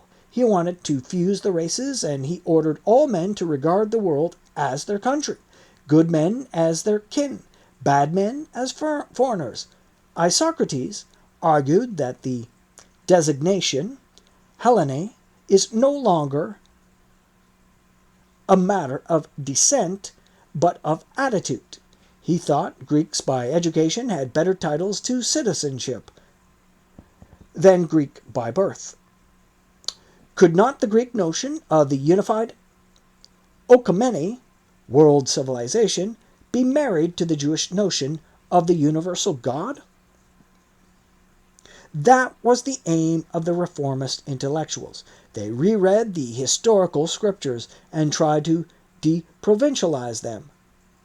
Were not Abraham and Moses, these strangers and sojourners, really great citizens of the world? They embarked on the first biblical criticism.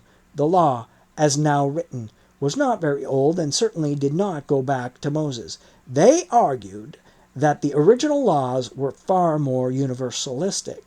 So the reform movement broadened into an attack on the law, as it was bound to do. The reformers found the Torah full of fables and impossible demands and prohibitions. We know of their attacks from orthodox complaints and curses. Philo denounces those who express their displeasure with the statutes made by their forefathers and incessantly censure the law. The seers add, "Cursed be the man who rears a pig, and cursed be those who instruct their sons in Greek wisdom." The reformers did not want to abolish the law completely, but to purge it of those elements which forbade participation in Greek culture. For instance, the ban on nudity, which kept pious Jews out of the gymnasium and stadium, and reduce it to its ethical core, so universalizing it. To promote their ultimate aim of a world religion, they wanted an immediate marriage between the Greek polis and the Jewish moral God. Unfortunately, this was a contradiction in terms. The Greeks were not monotheist, but polytheist, and in Egypt they learned syncretism. That is, the rationalization of innumerable overlapping deities by banging them together into synthetic polygods. One such mutant was Apollo, Helios, Hermes, the sun god. They blended their own Dionysiac rites with the Egyptian Isis cult, their god of healing. Asclepius was conflated with the Egyptian Imhotep. Zeus, the senior god, was the same as the Egyptian Ammon, the Persian Ahura Mazda, and for all they cared, the Jewish Yahweh. That, needless to say, was not at all how pious Jews saw it. The truth, of course, was that the Greeks' idea of deity was greatly inferior to the Jewish concept of limitless power. The Jews drew an absolute distinction between human and divine. The Greeks constantly elevated the human. They were Promethean and lowered the divine. To them, gods were not much more than revered and successful ancestors. Most men sprang from the gods. Hence, it was not for them a great step to deify a monarch. and they began to do so as soon as they embraced the Orient. Why should not a man of destiny undergo apotheosis? Aristotle, Alexander's tutor, argued in his Politics, if there exists in a state an individual so preeminent in virtue that neither the virtue nor the political capacity of all the other citizens is comparable with his, such a man should be rated as a god among men.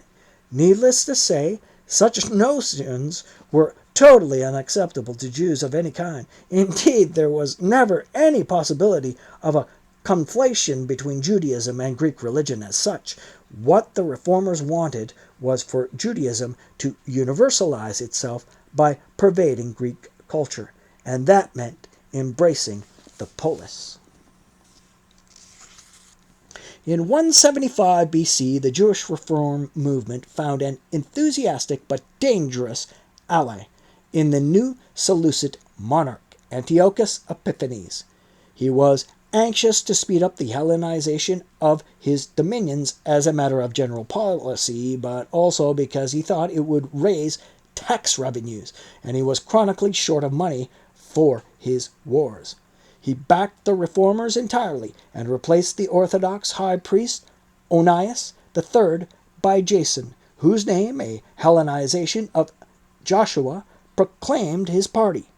Jason began the transformation of Jerusalem into a polis, renamed Antiochia, by constructing a gymnasium at the foot of the Temple Mount. The second book of Maccabees furiously records that the temple priests ceased to show any interest in the services of the altar. Scorning the temple and neglecting the sacrifices, they would hurry to take part in the unlawful exercises on the training ground. The next stage was the diversion of temple funds away from the international games and dramatic competitions. The high priest controlled the public funds, since taxes were paid to him, and from him to the tax farmers. They were all intermarried, and the temple treasury thus acted as a state deposit bank for the population. The temptation for Antiochus was to put pressure on his Hellenizing allies, who controlled the temple, to yield more and more cash to build triremes and war engines, and he gave way to it. Thus the reformers became identified not only with the occupying power, but with oppressive taxes. In 171 BC, Antiochus found it necessary to replace Jason as high priest with the still more pro-Greek Menelaus, and he reinforced Greek power in Jerusalem by building an Acropolis fortress dominating the temple. In 167, the conflict came to a head with the publication of a decree which in effect abolished the Mosaic law as it stood, replacing it with secular law, and downgrading the temple into an ecumenical place of worship. This meant introducing the statute of an interdenominational god whose Greek name, Olympian Zeus, the rigorous Jews scrambled into the abomination of desolation. It is unlikely that Antiochus himself was the sponsor of this decree. He was not interested in Judaism, and it was most unusual for a Greek government to stamp on the extreme Jewish reformers, led by Menelaus, who thought that such a drastic move was the only way to end once and for all the obscurantism and absurdity of the law and temple worship. It was not so much a desecration of the temple by paganism as a display of militant rationalism, rather like the anti-Christian shows put on by Republican deists in revolutionary France. There is a rabbinical tale of how Miriam, who came from the same priestly family as Menelaus and had married a Seleucid officer, stormed into the temple and struck against the corner of the altar with her sandal and said to it, "Wolf, wolf, you have squandered the riches of Israel."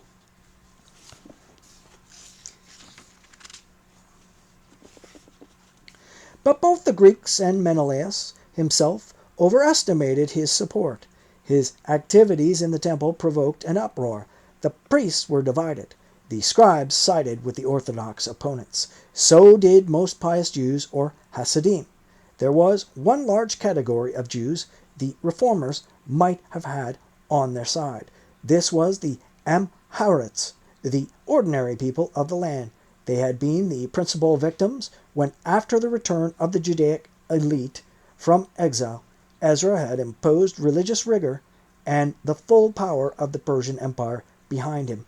He had drawn a condescending distinction between the God-fearing righteous people of the exile, the Bnei Hagolah, and the Amharites, who were scarcely Jews at all, since in many cases, in his view, they were born of invalid marriages.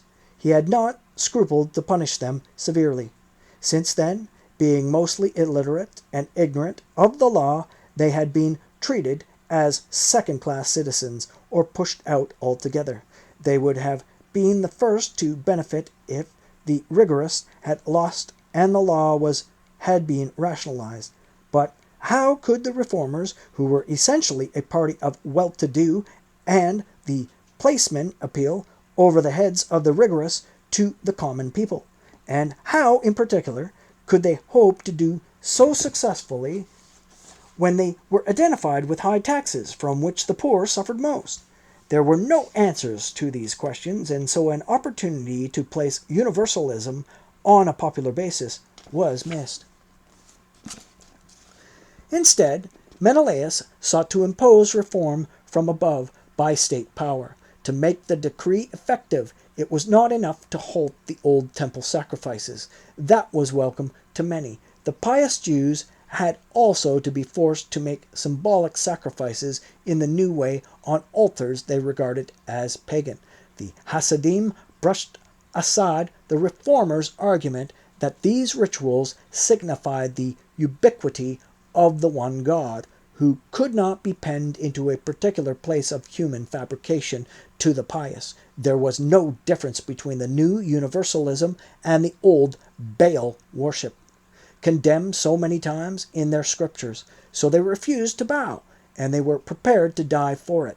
The reformers were forced to make martyrs, such as the 90-year-old Eleazar, described as one of the principal scribes, who was beaten to death, or the 7 brothers, whose gruesome slaughter is described in the second book of Maccabees.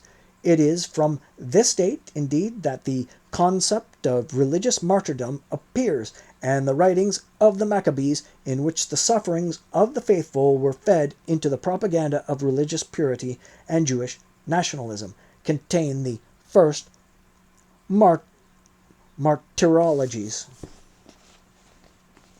Hence, it was not the reformers, but the rigorists, who were able to appeal to the deep-rooted biblical instinct to overturn the existing order and transform a religious dispute into a revolt against the occupying power. Like most anti-colonial struggles, it began not with an assault on the garrison, but with the murder of a local supporter of the regime. In the town of Modin, in the Judean foothills 6 miles east of Lydda, a Jewish reformer who was superintending the new official ceremony was slaughtered by Matthias Hasman, head of an old priestly family from the temple watch of Jehoiarib.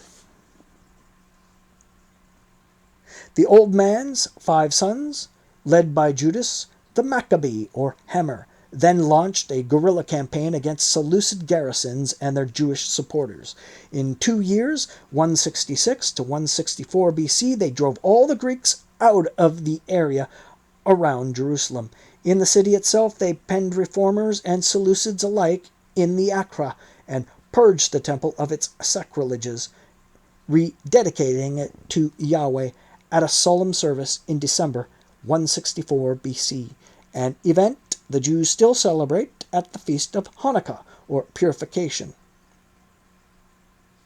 The Seleucids, who had a multitude of troubles of their own, including the rising power of Rome, responded rather as modern colonial powers did in the mid-20th century, oscillating between fierce repression and increasing dollops of self-rule, to which the insurgent nationalists responded by demanding more.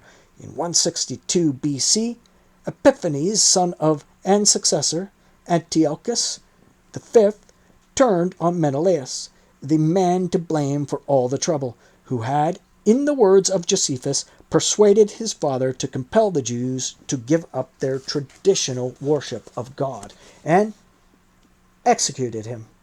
The Hasmonean family responded in 161 BC by signing an alliance with Rome, in which they were treated as the ruling family of an independent state. In 152 BC, the Seleucids abandoned their attempt to Hellenize Judah by force and recognized Jonathan, now head of the family, as high priest, an office the Hasmoneans were to hold for 115 years. In 142, they virtually recognized Judean independence by exempting it from taxation, so that Simon Maccabee, who had succeeded his brother as high priest, became ethnarch and ruler, and the people of Israel began to engross their documents and contracts. In the year, one of Simon's great high priest, military commissioner, and leader of the Jews. Thus Israel became independent again after 440 years, though it was not until the following year that the desperate reform Jews in the Acra were finally starved into surrender and expelled. Then the Hasmoneans entered the fortress, carrying palms to the sound of harps, cymbals, and zithars, chanting hymns and canticles, since a great enemy had been crushed and thrown out of Israel. In this upsurge of nationalist sentiment, the religious issues had been pushed into the background, but the long struggle for independence from Greek universalism left an indelible mark on the Judaic character. There were 34 bitter and murderous years between the attack on the law and the final expulsion of the reformers from the Acra. The zeal and intensity of the assault on the law aroused a corresponding zeal for the law, narrowing the vision of the Jewish leadership and pushing them ever more deeply into a Torah-centered religion. With their failure, the reformers discredited the notion of reform itself, or even any discussion of the nature and direction of the Jewish religion. Such talk was henceforth denounced in all the official texts as nothing less than total apostasy and collaboration with the foreign oppression, so that it became difficult for moderates of any kind or internationally minded preachers who looked beyond the narrow enclave of Orthodox Judaism to get a hearing. The Hasmoneans spoke of a deeply reactionary spirit within Judaism. Their strength lay in atavism and superstition, drawn from the remote Israelite past of taboo and brutal physical intervention by the deity. Henceforth, any external tampering with the temple and its sanctuaries instantly roused up a ferocious Jerusalem mob of religious extremists, swollen by the excited rabble. The mob now became an important part of the Jerusalem scene, making the city, and so Judea as a whole, extremely difficult to govern by anyone. Greeks or Hellenizers, Romans or their tetrarchs, not least the Jews themselves. Against this background of intellectual terror by the religious mob, the secular spirit and intellectual freedom which flourished in the Greek gymnasia and academies was banished from Jewish centers of learning. In their battle against Greek education, pious Jews began from the end of the 2nd century BC to develop a national system of education. To the old scribal schools were gradually added a network of local schools where, in theory at least, all Jewish boys were taught the Torah. This development was of great importance in the spread and consolidation of the synagogue, in the birth of Pharisaism as a movement rooted in popular education, and eventually in the rise of the rabbinate. The education provided in these schools was entirely religious, rejecting any form of knowledge outside the law. But at least these schools taught the law in a relatively humane spirit.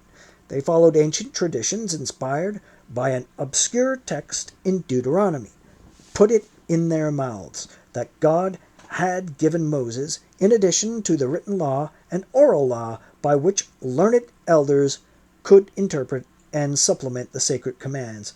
The practice of the oral law made it possible for the Mosaic Code to be adapted to changing conditions and administered in a realistic manner. By contrast, the temple priests, dominated by the Sadducees, or descendants of Zadok, the great high priest from Davidic times, insisted that all law must be written and unchanged. They had their own additional text, called the Book of Decrees, which laid down a system of punishment: who were to be stoned, who burned, who beheaded, who strangled. But this was written and sacred. They would not admit that oral teaching could subject the law to a process of creative development. With their rigid adherence to the Mosaic inheritance, their concept of the temple as the sole source and center of Judaic government, and their own hereditary position in its functions, the Sadducees were naturally allies of the new Hasmonean high priest, even though the latter had no strict title to this position by descent. The Sadducees soon became identified with the Hasmonean rule in a rigid system of temple administration, in which the hereditary high priest performed the functions of a secular ruler and a committee of elders. The Sanhedrin discharged his religious legal duties. To mark the supremacy of the temple, Simon Maccabee not only smashed the walls of the Acra into rubble, but went on, according to Josephus, to level the very hill on which the citadel had stood, so that the temple might be higher than it. Simon was the last of the Maccabee brothers. The Maccabees were brave, desperate, fanatical, strong-minded, and violent men. They saw themselves as reliving the book of Joshua, reconquering the promised land from the pagans, with the Lord at their elbow. They lived by the sword and died by it in a spirit of ruthless piety. Most of them met violent ends. Simon was no exception, he being treacherously murdered by the Ptolemies, along with 2 of his sons. Simon was a man of blood, but honorable in his fashion, not self-seeking.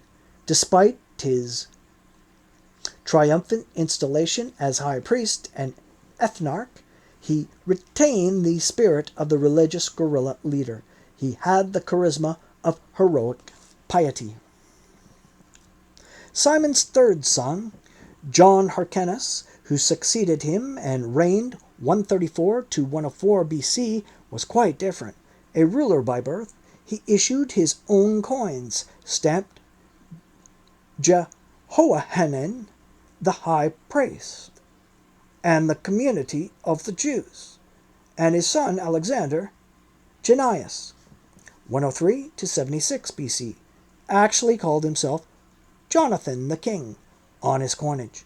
The reaction of the state and kingdom, originally and ostensibly on the basis of pure religious fundamentalism, the defense of the faith, rapidly revived all the inherent problems of the earlier monarchy, and in particular the irresolvable conflict between the aims and methods of the state and the nature of the Jewish religion. This conflict is reflected in the personal history of the Hasmoneans themselves, and the story of their rise and fall is a memorable study in hubris. They began as the avengers of martyrs. They ended as religious oppressors themselves. They came to power at the head of an eager guerrilla band. They ended surrounded by mercenaries. Their kingdom, founded in faith, dissolved in impiety. John Hyrcanus was imbued with the fundamentalist notion that it was God's will he should restore the Davidic kingdom. He was the first Jew to seek military inspiration and geopolitical guidance from the ancient historical text of the Bible, telescoping the books of Joshua and Samuel. He accepted as literal truth that the whole of Palestine was the divine inheritance of the Jewish nation, and that it was not merely his right, but his duty to conquer it. To do this, he created a modern army of mercenaries.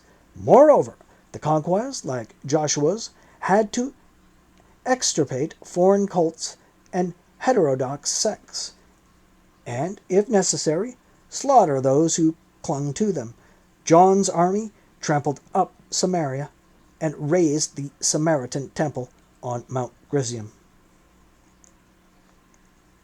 He stormed, after a year's siege, the city of Samaria itself, and he demolished it entirely, and brought streams to it to drown it, for he dug ditches to turn it into floods and water meadows. He even took away the very marks which showed a city had ever been there. In the same way, he pillaged and burned the Greek city of Scythopolis.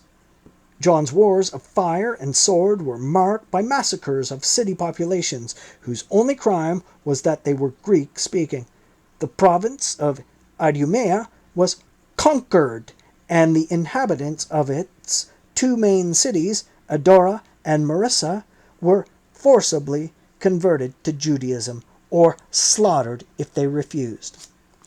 In case some of you don't know, Idumea, that is where Herod and his father, his family, came from, the Herodians. They were Idumeans, and this is where some of the information gets swept under the rug in a young Christian's education, whereas we're just basically taught that Herod was the Jewish king, and that's all there was to it. Kinda, right? These people were like forced converts due to war. So it's hardly surprising that they didn't turn out to be pious Jews, and that the pious Jews who awaited a true king instead of a puppet king imposed by Mark Antony had messianic hopes and aspirations, and that some formed the idea around Yeshua. It only makes sense, even historically. But the historic angle isn't one that the church is going to play up. It never has. Well, actually, none of the religious institutions do that. It's not really their job to do that. But historically speaking, there was a monarchy put in place that was questionable. I mean, the Hasmoneans had a somewhat, they were legitimate. They were a legitimate family. But even within that, there were problems. But certainly better than a puppet king, right? Or better than a foreign king of the Kittim. And I just like to say that word Kittim, I apply that to either Romans or Greeks. Like really, when you think about it, these people coming from the West, overseas, they both kind of look alike. They both kind of fight the same way. They both kind of have the same appreciation for, physicality and commerce and all these, and philosophy and all these things that, anyway, I kind of see them the same. But anyway, for some of the people, they're usually the most pious, there was a vacuum there that needed to be filled by a true righteous monarchy. Righteous by their lights, anyway. Alexander Jannaeus, John's son, took this policy of expansion and forcible conversion still further. He invaded the territory of the Decapolis, the league of 10 Greek-speaking cities grouped around the Jordan. He swept into Nabatea and took Petra and rose-red a city half as old as time. He moved into the province of Gaulanitis, spelled Gaulanitis. The Hasmoneans pushed north into the Galilee and Syria, west to the coast, south and east into the desert. Behind their frontiers, they eliminated pockets of non-Jewish people by conversion, massacre, or expulsion. The Jewish nation thus expanded vastly and rapidly in terms of territory and population, but in doing so it absorbed large numbers of people who, though nominally Jewish, were also half Hellenized, and in many cases were fundamentally pagans or even savages. Moreover, in becoming rulers, kings and conquerors, the Hasmoneans suffered the corruptions of power. John Hyrcanus seems to have retained a reasonably high reputation in Jewish tradition. Josephus says he was considered by God worthy of the three greatest privileges: government of the nation, the dignity of the high priesthood, and the gift of prophecy. But Alexander Jannaeus, according to the evidence we have, turned into a despot and a monster, and among his victims were the pious Jews from whom his family had once drawn its strength. Like any ruler in the Near East at this time, he was influenced by the predominant Greek modes and came to despise some of the most exotic and to Greeks barbarous aspects of the Yahweh cult. As high priest celebrating the Feast of Tabernacles in Jerusalem, he refused to perform the libation ceremony according to ritual custom, and the pious Jews pelted him with lemons. At this, Josephus wrote, he was in a rage and slew of them about 6,000. Alexander, in fact, found himself like his hated predecessors, Jason and Menelaus, facing an internal revolt of rigorists. Josephus says the civil war lasted 6 years and cost 50,000 Jewish lives.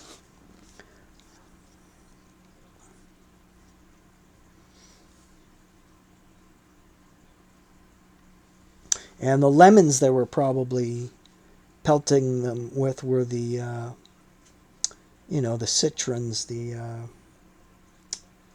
oh my goodness, what's the word? Can't think of it now. But that surrounded the holiday.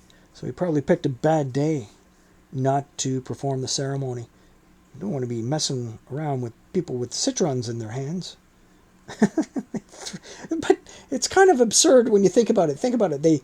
Oh God, some of those citrons would... esrogs, I believe they're called. The esrog. Some of them, depending on their level of perfection, the esrog can, run you, thousands of dollars and stuff. And for those who can afford it, will actually buy them. An esrog is an esrog, though. You can perform the, the requirement to justice. But anyway, I picture all these pious Yehudis with their esrogs, and then suddenly they're angry at the high priest, and they all start throwing the esrogs at him. Isn't that somewhat sacrilegious? Not that the esrogs are, implements of, or I don't know, that they're holy objects themselves or anything, but it's kind of, I don't know. I'm not throwing my esrog, Well, I mean, I don't know. Maybe they felt if he didn't perform the service, whatever it was, then they couldn't perform theirs or complete theirs or something. Anyway, and the lemon juice was everywhere. Anyway, carrying on. It is from this time we first hear of the Pirushim or Pharisees, those who separated themselves, a religious party which repudiated the royal religious establishment with its high priest, Sadducee aristocrats, and the Sanhedrin, and placed religious observance before Jewish nationalism. Rabbinic sources record the struggle between the monarch and this group, which was a social and economic as well as a religious clash. As Josephus noted, the Sadducees draw their following from the rich, and the people do not support them, whereas the Pharisees have popular allies. He relates that at the end of the civil war, Alexander returned in triumph to Jerusalem with many of his Jewish enemies among his captives, and then did one of the most barbarous actions in the world, For as he was feasting with his concubines in the sight of all the city, he ordered about 800 of them to be crucified, and while they were living, he ordered the throats of their children and wives to be cut before their eyes. There is a reference to this sadistic episode in one of the Qumran scrolls, the Lion of Wrath, when he hangs men up alive. Hence, when Alexander died in 76 BC, after he had, according to Josephus, fallen into a distemper by hard drinking, the Jewish world was bitterly divided, and, though much enlarged, included many half-Jews whose devotion to the Torah was selective and suspect. The Hasmonean state, like its prototype, the Davidic kingdom, had flourished in an age between empires. It was able to expand in the period when the Seleucid system was in hopeless decay, but before Rome had grown strong enough to replace the Greeks. By the time of Alexander's death, however, the advancing Roman Empire was only just below the Jewish horizon. Rome had been an ally of the Jews when they were struggling against the old Greek Empire, and it tolerated the existence, even the relative independence of small and weak states. But an expansive-minded irredentist Jewish kingdom, forcibly converting its neighbors to its own demanding and intolerant faith, was not acceptable to the Roman Senate. Rome bided its time until the Jewish state was rendered vulnerable by internal divisions, as the Seleucid Empire had been. Aware of this, Alexander's widow, Salome, who reigned for a time after him, tried to restore national unity by bringing the Pharisees into the Sanhedrin and making their oral law acceptable in royal justice. But she died in 67 BC, and her sons fell out over the succession. One of the claimants, Hyrcanus, had a powerful chief minister, Antipater, an Idumean from the family which had been forcibly converted by the Hasmoneans. He was half Jew, half Hellenizer. For such men it was natural to come to terms with the new superpower, Rome, which combined irresistible military technology with Greek culture. Antipater saw an arrangement with Rome whereby his and other notable families flourished under Roman protection, as much preferable to civil war. So in 63 BC, he came to terms with the Roman general Pompey, and Judea became a Roman client state. Antipater's son, who became Herod the Great, firmly locked the Jews into the administrative system of the Roman Empire. The reign of Herod, who was effective ruler of Judea and much else from 37 BC to his death 4 years before the Christian era, is an episode in Jewish history with which Jewish historians, no less than Christian ones, have found it difficult to come to terms. Herod was both a Jew and an anti-Jew, an uploader and benefactor of Greco-Roman civilization, and an Oriental barbarian capable of unspeakable cruelties. He was a brilliant politician and in some ways a wise and far-seeing statesman, generous, constructive, and highly efficient, but also naive, superstitious, grotesquely self-indulgent, and hovering on the brink of insanity, sometimes over it. He combines in one person the tragedy of Saul and the successful materialism of Solomon, who was clearly his idol. And it is a thousand pities there was no one close to him to record his character and career with the same brilliance as the author of the first book of Kings. Herod came to prominence and notoriety during his father's time as governor of Galilee. There, in the true spirit of Roman rule, he destroyed a band of semi-religious guerrillas under a man called Hezekiah, and had the leaders executed without any form of a Jewish religious trial, and solely on his authority.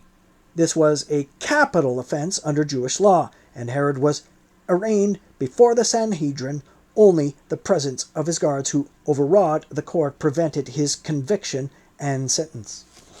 4 years later, in 43 BC, Herod committed a similar religious crime by executing another fanatic Jew, Malichus, who had poisoned his father. Herod's family, of course, supported the Hasmonean faction headed by Hyrcanus II, and he himself married into the family by espousing Mariamne.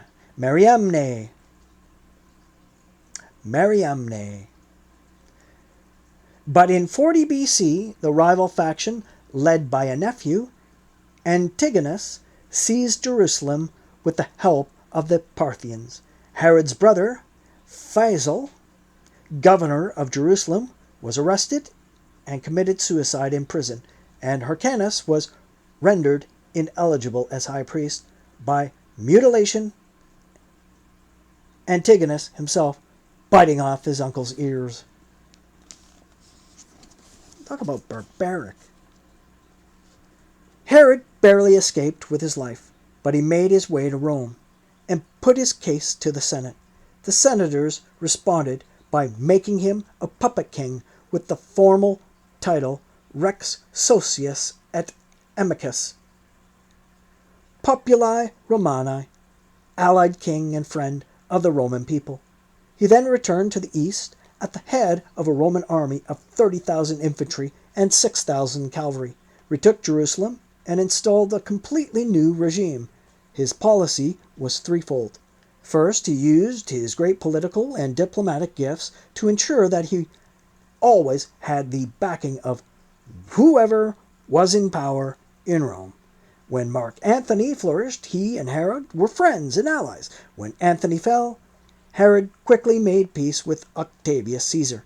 In the imperial Augustan age, Herod was both the most loyal and reliable of Rome's oriental satellite kings, putting down pirates and bandits with ruthless efficiency and backing Rome in all her campaigns and quarrels. He was also the most richly rewarded, and with Rome's backing, he extended the kingdom up to the and even beyond its Hasmonean boundaries, and ruled it with far greater security.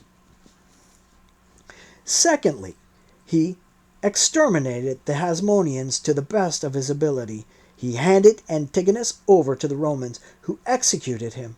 For his wife, Mariamne, great-granddaughter of Alexander Jannaeus, he had said Josephus, a jealous passion, and eventually he turned on her and all her kin. He had her brother, Aristobulus, drowned in a swimming bath in Jericho. He accused Mariamne herself of trying to poison him, convicted her before a court of his own family, and put her to death. He then indicted her mother, Alexandra, for high treason, and he too was executed.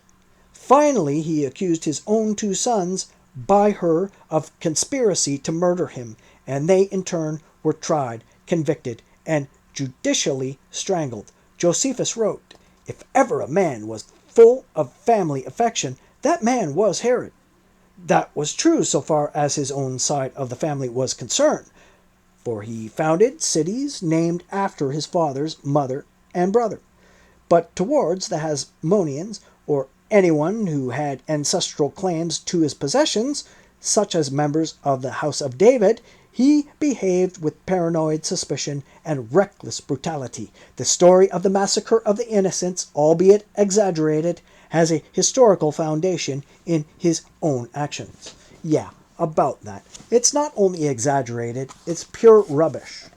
What they're basically doing there in... when was that written? Between 70 and 85 AD? They were exploiting the past reputation of this tyrannical son of a bitch. And they basically used the stories of the own massacres upon his own family, being his children, and imposed that on the,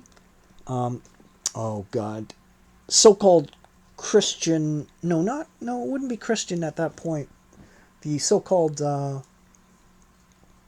Ebionite or poor Jewish communities, where they just basically put out... Here's the thing about that, though. This is what's interesting. It was a decree that went out through Judea executing all males, what was it, under 2 or 1 years old or whatever, right? Just savage and completely unrealistic, but written, 100 years later. Let's see, Herod 30, right? And, 70 AD, that would be, 100 years later. Who's going to know? Who's going to check it out? Who's going to fact check back then, right? But anyway, the idea was based on this child being born. But it gets better, and I don't know if he's going to mention it here. Right here, like he's mentioned the slaughter of some of his own family members and the massacre of the innocents, which you find in the New Testament, but they don't mention a little other tidbit. There was at that time, get this, right? What was his wife's name? Right? Mariamne. That's where the name Miriam and Mary comes from. Mary, right? But get this. So he bumps her off, right? Now, here's the thing. Before that happened, his paranoia from his younger children, usurping the throne or taking over whatever, plotting against him, whatever it was, there was apparently more to it. There was another rumor about that was suggesting that while Herod was, on business or spending time in Egypt, flirting with Cleopatra and all that crap, the Cleopatras go back, It wasn't just the Cleopatra that Caesar got busy with there, whatever. But anyway, there was a line of them. But anyway, while he was doing this and doing that, apparently the milkman came through the back door, so to speak. There was apparently there was a rumor of an affair and an illegitimacy of one of the children. And guess who that so-called offender's name? What was his offender's name? Guess who was that? Who was the other bull in the stable? His name was Joseph. Joseph. Right? Isn't that wild? Because in the Bible we get this story of Jesus, his father being Joseph, but not really his father. His father was God, right?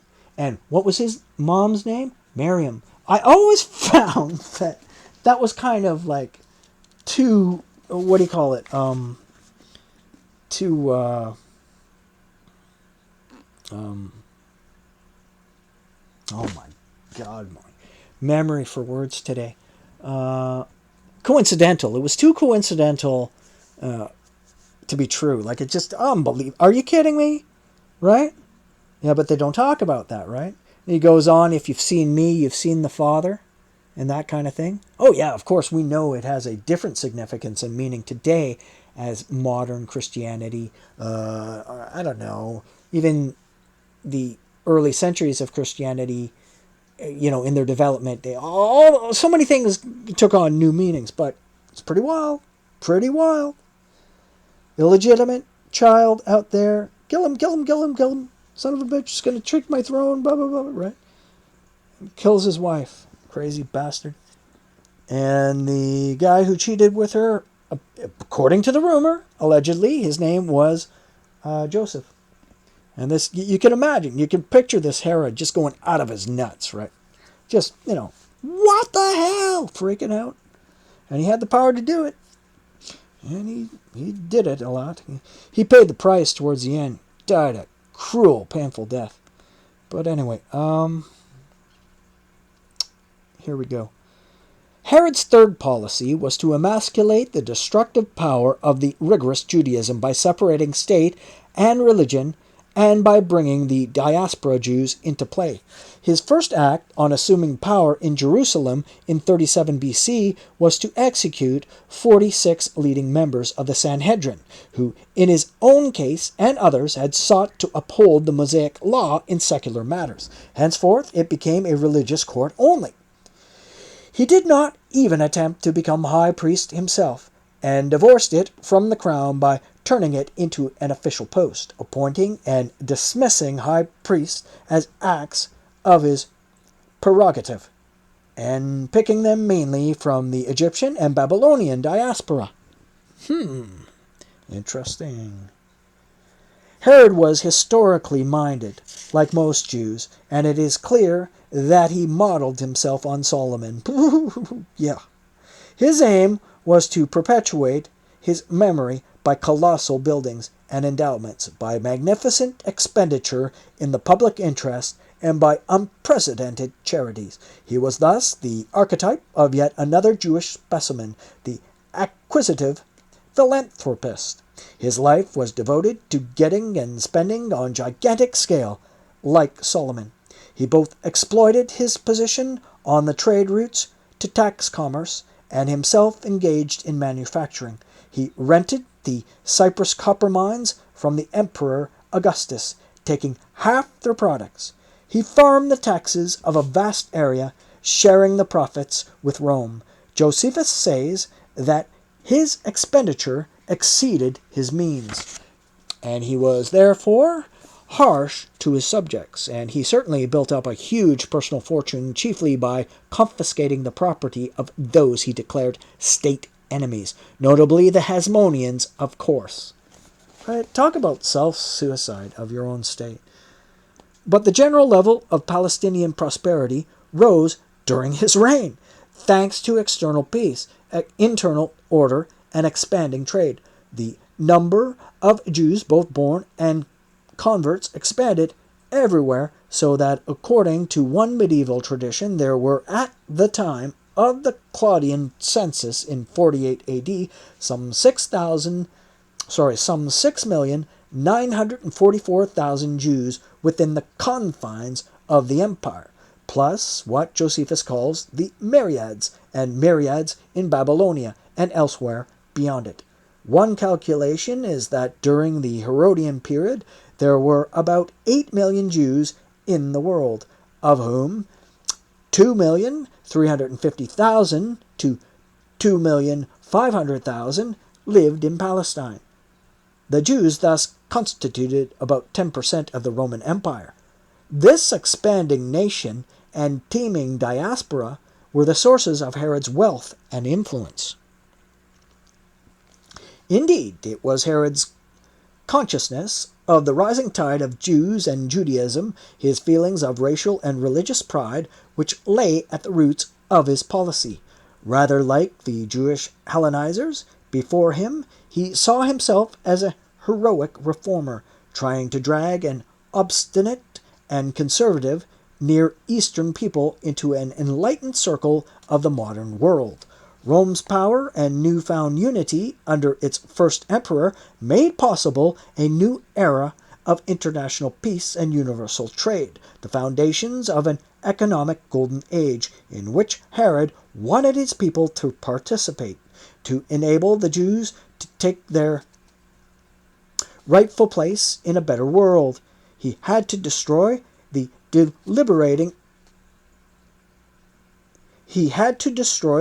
debilitating elements of its past, and in particular to rid Jewish society and religion of the selfish oligarchy of families which exploited both.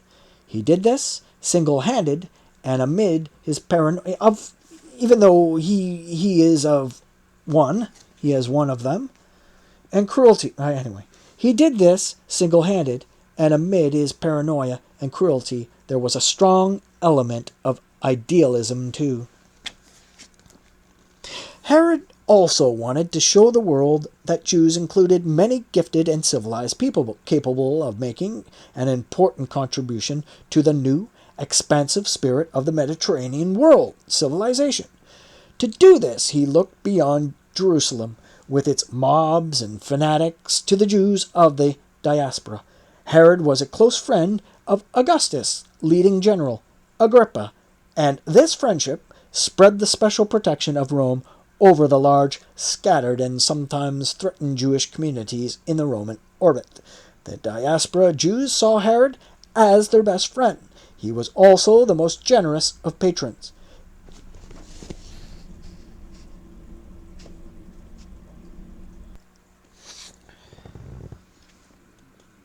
He provided funds for synagogues, libraries, baths, and charitable agencies, and encouraged others to do the same, so that it was in Herod's day that Jews became famous for the miniature welfare states they set up among their communities in Alexandria, Rome, Antioch, Babylon, and elsewhere, providing for the sick and the poor, for widows and orphans, for visiting the imprisoned and burying the dead. Herod was not so foolish as to make the Jews of the diaspora the sole recipients of his largesse. He was the benefactor of many multiracial cities throughout the eastern part of the empire. He backed and financed all the institutions of Greek culture, not least the stadium, for he was an enthusiastic sportsman, a reckless hunter and horseman, a keen javelin thrower and archer, a fervent spectator. By his money, his powers of organization, and his energy, he single-handedly rescued the Olympic Games from decay and ensured they were held regularly and in honorable pomp, thus making his name revered in many small Greek islands and cities, which gave him the title of a life president. For civic and cultural purposes, he gave large sums to Athens, Lycia, Pergamum, and Sparta. He rebuilt the temple of Apollo in Rhodes. He rewalled Byblos, built a forum in Tyre, and another in Beirut, gave Laodicea an aqueduct, built theaters in Sidon and Damascus, gave gymnasia to Ptolemais and Tripoli, and provided a fountain and baths in Ascalon. In Antioch, then the largest city in the Near East, he paved the main street 2.5 miles long, providing colonnades the whole length to shelter its citizens from the rain, and finished his great work in polished marble. There were Jews living in nearly all these places, and they basked in the reflected glory of their munificent brother, Yahwist. Herod tried to pursue this generous and universalist policy in Palestine itself, embracing outcast of heterodox elements in his pan-Judaism. Samaria, the city John Hyrcanus had leveled and flooded, was rebuilt with his aid and named Sebaste after the Greek name for his patron Augustus. He gave it a temple, walls and tower, and a colonnaded street. He built another temple of Egyptian granite at Benias on the coast. Also on the coast, on the site of Straton's tower, he created a massive new city of Caesarea. According to Josephus, this involved designing an artificial harbor bigger than the Piraeus in Greece, which Herod's engineers enclosed by planting a 20 fathoms of water, blocks of stone which were mostly 50 feet long, 10 broad, and 9 deep, sometimes even bigger. This was the foundation of a giant breakwater, 200 feet wide. The city of 200 acres had a theater, market place, and government building, all of limestone, with a fine amphitheater where splendid games were held every 4 years. There Herod set up a gigantic figure of Caesar, not inferior, according to Josephus, to the Olympian Zeus, one of the 7 wonders of the ancient world. No wonder the Jews had a problem with him. Anyway, it sounds like great deeds and stuff, right? But once you start erecting statues of Caesars, uh-oh. This became the natural Roman administrative capital for Judea when Herod's empire broke up at his death. Dotted about Palestine were Herod's fortresses and palaces. These included the Antonia, citadel works in Jerusalem, erected on top of the Hasmonean fort of Bares, built by Jonathan the Maccabee. But in true Herodian fashion, the new fort was bigger, stronger, and more sumptuous. Others were the Herodium, Cyprus near Jericho, called after his mother, Machaerus, on the east side of the Dead Sea, and his villa, fortress cut out of the rock at Masada, with its spectacular view over the wilderness. For Herod, building the Antonia's fortress in Jerusalem was part of a political, almost a geopolitical purpose. When he had first taken the city in 37 BC with the power of the legions, he had only with great difficulty persuaded his Roman allies not to expel all its inhabitants and pull it down, for they already took the view that it was an ungovernable place. Herod proposed to internationalize the city, to bring in new Jewry to redress the failings of the old, and to make the city the capital not just of Judea, but of the whole Jewish race. He saw the diaspora Jews as more enlightened than the Palestinians, more receptive to Greek and Roman ideas, and more likely to encourage forms of worship in Jerusalem compatible with the modern world. He appointed diaspora Jews to public offices in the capital, and he wanted to bolster their authority by encouraging other diaspora Jews to come there regularly. In theory, the law demanded that Jews make pilgrimage to the temple 3 times a year for Passover, the Feast of Weeks, and Tabernacles. Herod decided to encourage this practice, especially from the diaspora, by providing Jerusalem with all the facilities of a modern Romano-Greek city, and above all, by rebuilding the temple itself as a monument spectacle worth coming to see. Herod was not merely a notable philanthropist, he was also an inspired propagandist and a great showman.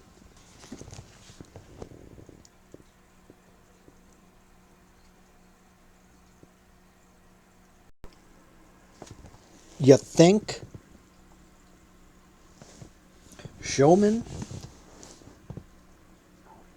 He set about his program for Jerusalem, the world's most suspicious and edgy city, with system and forethought. The building of the Antonia gave him its physical mastery, and he strengthened his grip by erecting 3 powerful towers, the Faisal, later known as the Tower of David, the Hippicus, and the Mariamne, completed before he murdered his wife. Having done this, he felt it safe to build a theater and an amphitheater, though these were judiciously placed outside the temple area. Then, in 22 BC, he summoned a national assembly and announced his life work, the rebuilding of the temple on a magnificent scale, exceeding even the glory of Solomon's. The next 2 years were spent assembling and training a force of 10,000 workmen and 1,000 supervisory priests, who also worked as builder craftsmen in the forbidden areas. These elaborate preparations were necessary to reassure the Jerusalem Jews that the destructive operation of tearing down the old temple was the prelude to erecting a new and finer one. Herod took extraordinary care not to offend the religious scruples of the rigorist. For instance, for the altar and its ramp, unhewn stones were used so as they would not be untouched by iron. The creation of the temple as a function place of sacrifice took only 18 months, during which time elaborate curtaining screened the sanctuary from profane gaze. But the vast building as a whole needed 46 years to complete, and craftsmen were still finishing the decorations not long before the Romans tore the whole thing down in 70 AD, leaving not one stone upon another. We have descriptions of Herod's temple in Josephus's Antiquities of the Jews and the Jewish Wars, and in the Talmudic tractates Midot, Tamid, and Yoma. These are supplemented by recent archaeology. To achieve the grandiose effects he desired, Herod doubled the area of the Temple Mount by building huge supportive walls and filling in the gaps with rubble. Around the vast forecourt thus created, he erected porticos and linked it all to the upper city by bridges. The sanctuary at one end of the platform was much higher and wider than Solomon's, 100 as opposed to 60 cubits. But since Herod was not of a priestly family, and could not therefore enter even the inner court, he spent little on the interior, and the Holy of Holies, though lined in gold, was bare. Instead, cash was spent profusely on the exterior gates, fittings and decorations being covered in gold and silver plate. Josephus says the stone was exceptionally white, and the glitter of the stone and the gleam of the gold reflected many miles away in the bright sun, was what made the temple so striking to travelers seeing it from afar for the first time. The prodigious platform, 35 acres in area and a mile in circumference, was more than twice the height as seen today from the bottom of the valley, for the lower courses of the great stone blocks are covered in the rubbish of centuries. Josephus says that some of these blocks were 45 cubits in length, 10 in height, and 6 in breadth, finished by imported craftsmen to an unusually high standard.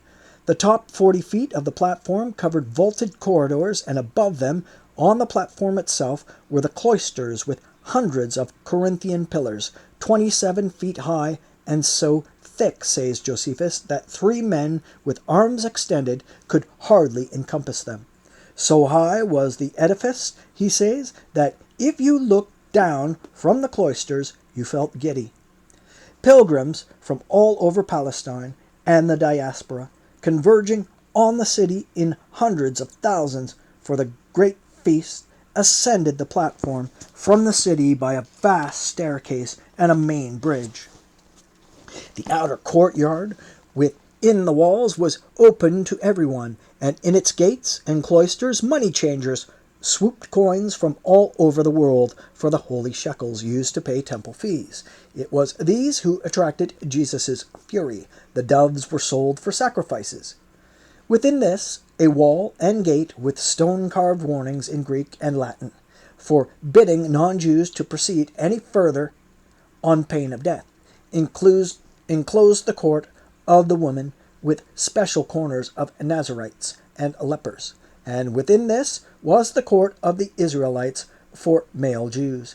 Each of the inner courts was raised up and entered by steps, and a higher flight of steps led up to a sacrificial area or court of the priests and the sanctuary within it.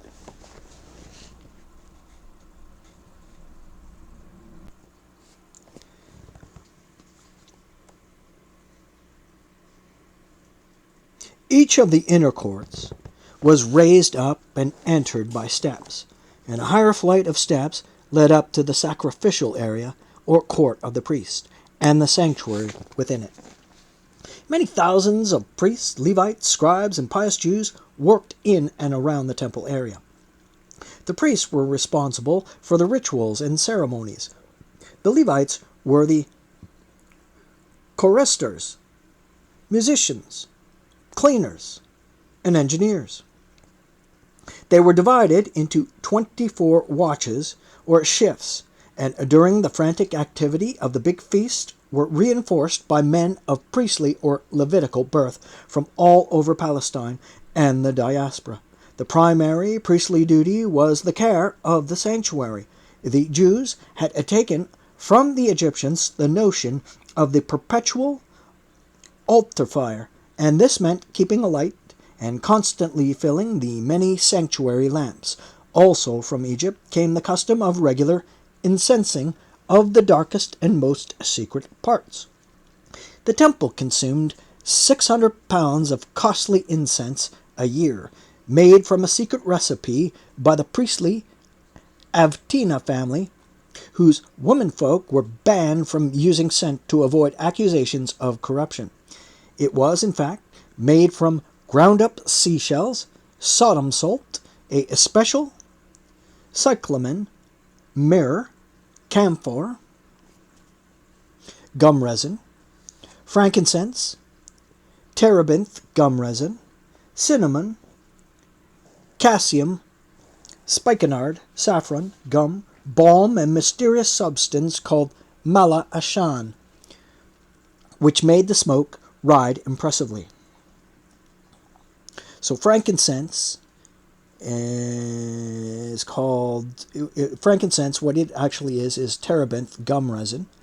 And myrrh is camphor gum resin. Anyway, didn't know that. Anyway, what it is. Then there were the normal sacrifices, 2 lambs at dawn each day, the other 2 at sunset, with 13 priests needed for each. Ordinary male Jews could not enter the sanctuary, of course, but its doors were kept open during the service so they could see. Each service ended with a ritual drinking of wine, the reading of scripture, and the singing of hymns and psalms. The choristers were accompanied by an orchestra of double pipe, 12-stringed harp, 10-stringed lyre, and bronze cymbals, while both the silver trumpet and the shofar, or ram's horn, emitted blasts to mark stages in the liturgy. The sacrifice rituals struck visitors as exotic, even barbarous, for most strangers came at feast times when the quantities of sacrifices were enormous. At such times the inner temple was an awesome place. The screams and bellows of terrified cattle blending with ritual cries and chants and tremendous blasts of horn and trumpet and blood everywhere. The author of the letter of Aristeas, an Alexandrian Jew who attended as a pilgrim, says he saw 700 priests performing the sacrifices, working in silence, but handling the heavy carcasses with professional skill and putting them on exactly the right part of the altar.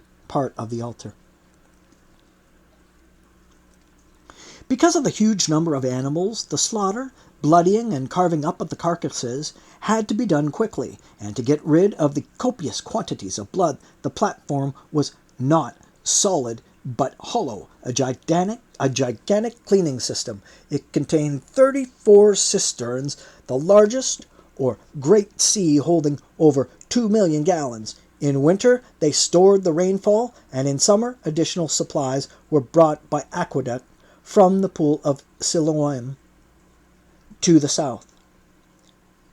Innumerable pipes, that's the pool of Siloam. Pool of Siloam, that they recently excavated a few years back there, if you remember. Innumerable pipes conveyed the water up to the platform surface, and a multitude of drains carried off the torrents of blood. Aristeas wrote, "There are many openings for water at the base of the altar, invisible to all except those making the sacrifices, so that all the blood is collected in great quantities and washed away in the twinkling of an eye." The temple was a struggling mass of people at festival time, and the gates had to be opened from midnight onwards. Only the high priest could enter the Holy of Holies once a year on the Day of Atonement.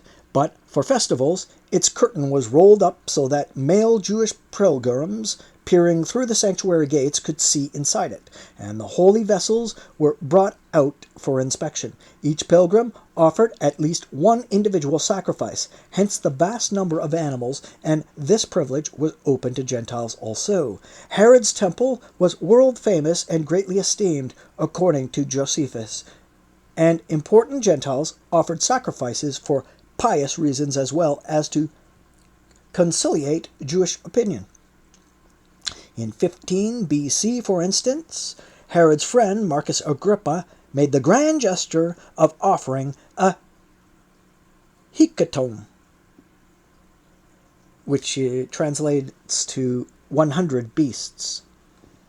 Lovely. The temple was prodigiously wealthy, at any rate in between times of pillage.